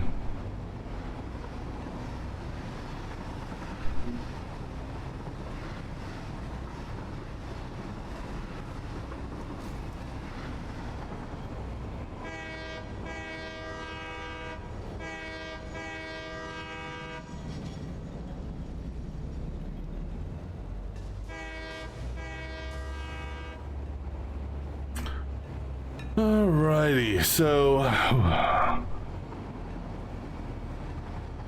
gonna need some stuff for power. So we'll grab some power cables. We'll need some foundation material as well. Power cables, foundation material. I got everything I need for the smelters themselves. So let's go ahead and drop off this, but keep 200 on me, just because. All right, so for foundation material, we're not going to need that much, so we'll grab 2 stacks, or excuse me, 3 stacks of each for those. For the power poles, we're going to need to do this route because of the amount of smelters. So quick wire and grab some extra iron rods. Iron rods. Actually, we're gonna need cable too. So go ahead and grab some cable, because we're gonna need run some cable across the desert. So I'm gonna grab 2 of these, grab 1 of these, because the cable we're running across the desert will be with that, and then we'll do with that type of power pole. Good on that. Good on that. Good on that.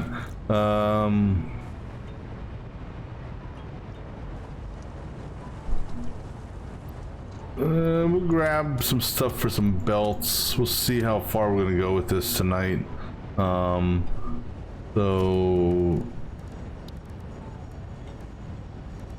we're gonna need normal splitters for the ore, and then obviously mergers for that, and then we're gonna need a storage bin. Actually, oops. So I got material for those. Oh wait, I need more iron rods. That's what I wanted to pick up. So go grab me a couple stacks of those, and then grab me a couple stacks. Oh, I'm out of stuff. What don't I need? All right, let's look at this. What is needed for the assemblers and constructors? So, actually, let's look at it this way. Smelters are those. So let's do this. Get rid of all the reinforced iron plate. And actually, I have it written down what I need. Right. So I can go ahead and clear this and this off the list, and we'll put those. We'll actually put all this excess stuff in here. So reinforced iron plates. What do I need reinforced iron plates for? Oh wait, it didn't take off the. It didn't take the. There we go. All right, so reinforced iron plates. All of it goes in here. Oh, all of it. All the rotors. The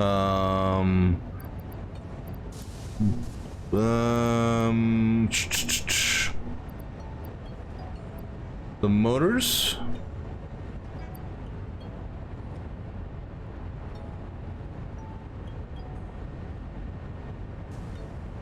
Sorry, my eyes were playing tricks on me there for a second. Is that it, really? I mean, I can put some of the cable in here, right? Okay, let's do it this way. Let's put everything in here, and then put everything in here, and we'll just regather the shopping list out of these machines here, keeping those there and keeping the quick wire. All right.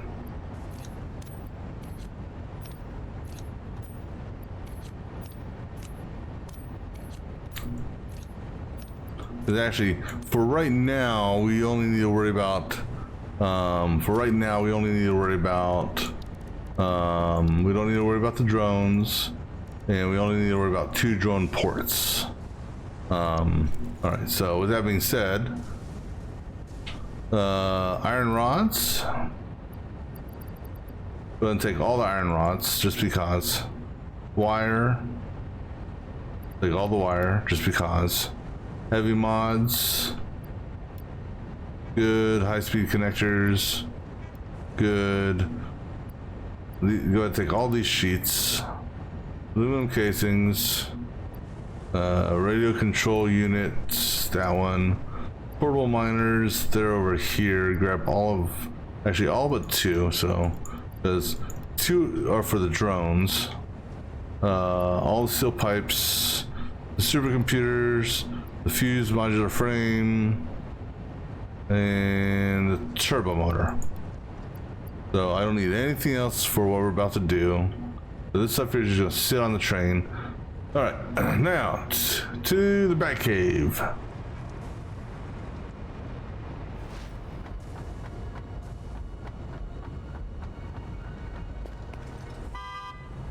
As I can see.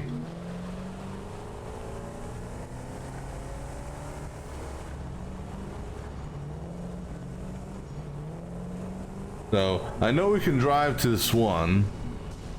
I don't know how close we can get to the other though with a car.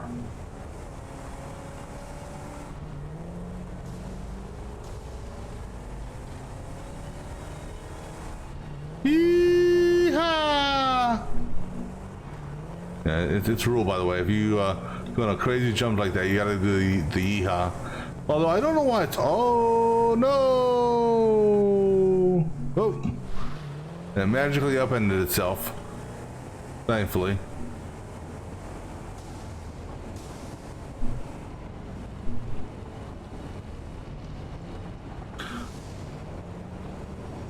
Alright, so the train station that we're gonna tap into for this, or the power I should say, is gonna be this power right here.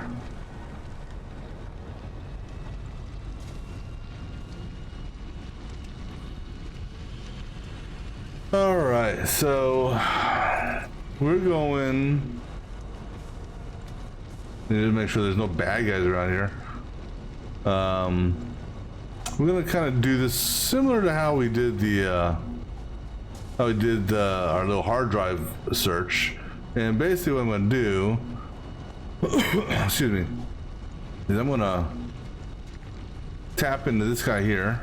Actually, go ahead and upgrade. No, just tap. Upgrade him. Screw it. Did I forget the cable? Son of a bitch!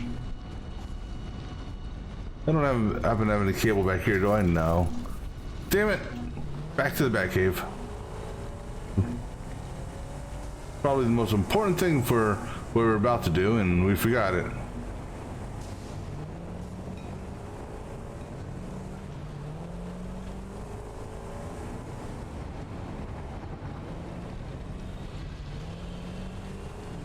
Now, for whatever reason, it seems like regardless of what angle we do our jump, it wants to like tilt to the left. Even if we're, going the other direction.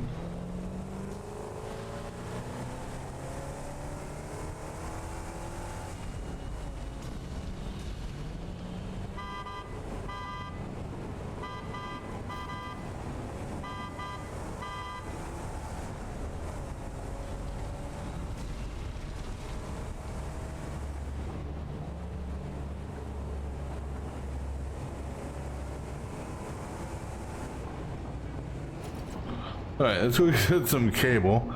That may be that could be an important thing for this.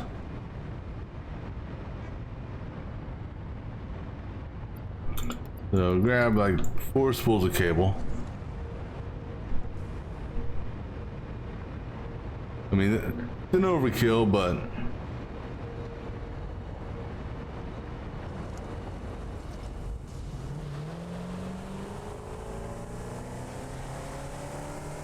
we'll just roll it out.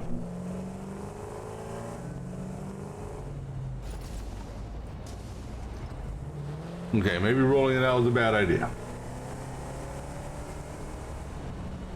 All right, so what we're going to do here is we're just going to go to the location, I think, and we'll, because we're about to wrap this up here. So we'll actually do what we're going to.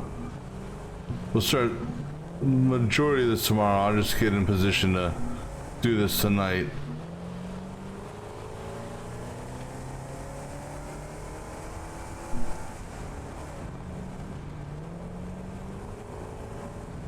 Uh-oh. Uh-oh. Ah! Oh, damn. That's actually kind of funny. Well, I was kind of curious. Now, I don't know if it did that because I was in the vehicle or if it would have done that even if I wasn't. That's kind of funny though. All right, so let's see. We were going to tap into that guy over there. Actually, we were going to upgrade him first. Just looking around to make sure nothing's around here. All right. So, oh, I'm stuck on the tire. All right, so go ahead and upgrade that guy there, just because.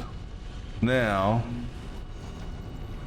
we're gonna, like I said, we're gonna run this sort of like we did, how we did our whatchamacallit, when we were doing our hard drive run, as it were. Basically, we're just gonna take it out bit by bit. Now, the one downfall is I don't have my zip line with me. So I'm hoping, get up here, get up there, there we go. So it should be, there it is, right there.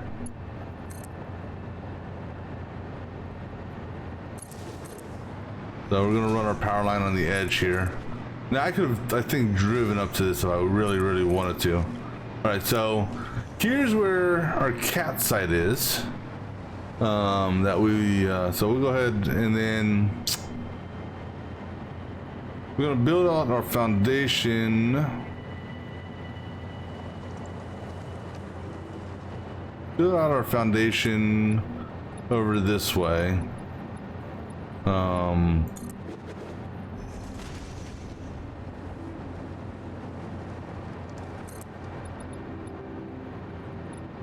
And so I gotta do 17 smelters here.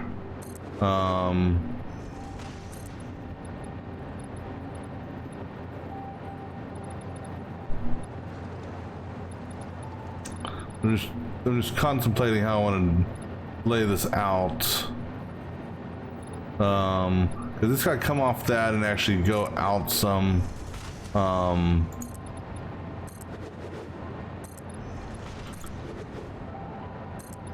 And this will be, we will enclose this building, and we will pillarize.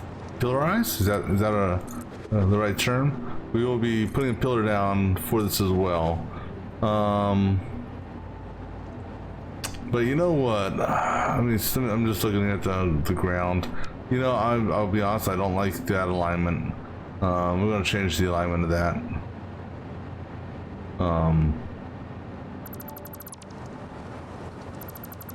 We're going to have this go more sideways. So, come on, we're right next to the power here. Here, have some more power over here, okay? Here, I'll put a power right there so you don't fall. All right, so let's get a foundation. Where are you and what are you? All right, well, we got to take care of his ass.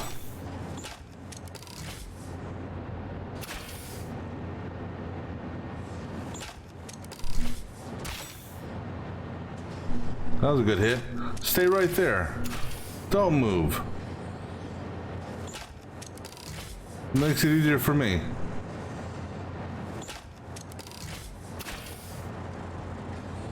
Thank you. I love when they don't fight back. All right, anyhow.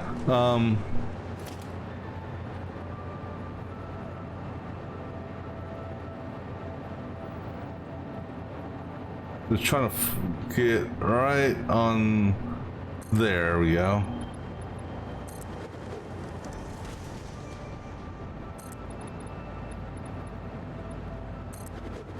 Because I don't honestly know how much space 17 smelters is going to take up. So right now we're just going to put down a base foundation.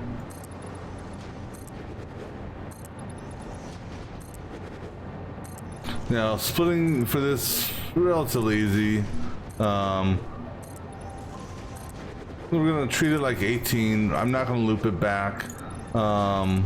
Because the belt will be overflowed because we're let me see here. This we're gonna set it up for 780 and the ingots, so we treat it like a 780, divide that by 45, that's where we get our 17 and a third. So we're not doing a third, so basically we're gonna I'll let it build up like a, what do you call it? I'll let it smelt as if it was 17 and let the belts overflow. So let's see here if we can, let's see how large this footprint. These are relatively small footprints, so that's actually good. So if we put it on our Mark III miner here. This is the new first Mark III miner that we've had since our uranium stuff, and we'll move that as well. We're going to go ahead double upgrade. Now the production rate we want on this is going to be 1.163.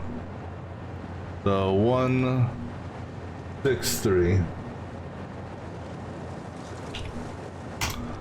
So the reason why we're going to that speed and not just taking it all the way up is taking it all the way up, one, our belt can't handle it. Two, we're actually going to eat up a lot more power than we need. So 168,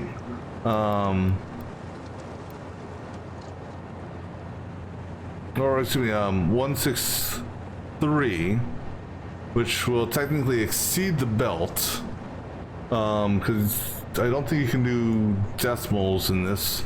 Can you? Oh shit, you can. Okay, I didn't realize you could put decimals in this. Okay, so we're going to do exactly that. The reason being is that's what our belt can handle. So 162 and a half.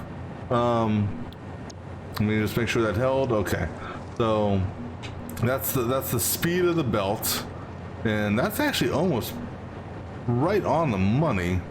Now that won't do. So all I'm doing, I'm going to get rid of this first row of foundation because that clipping through the thing won't work for me. We are, because these things are smokeaholics. We will be putting this in here, and we will be walling it in.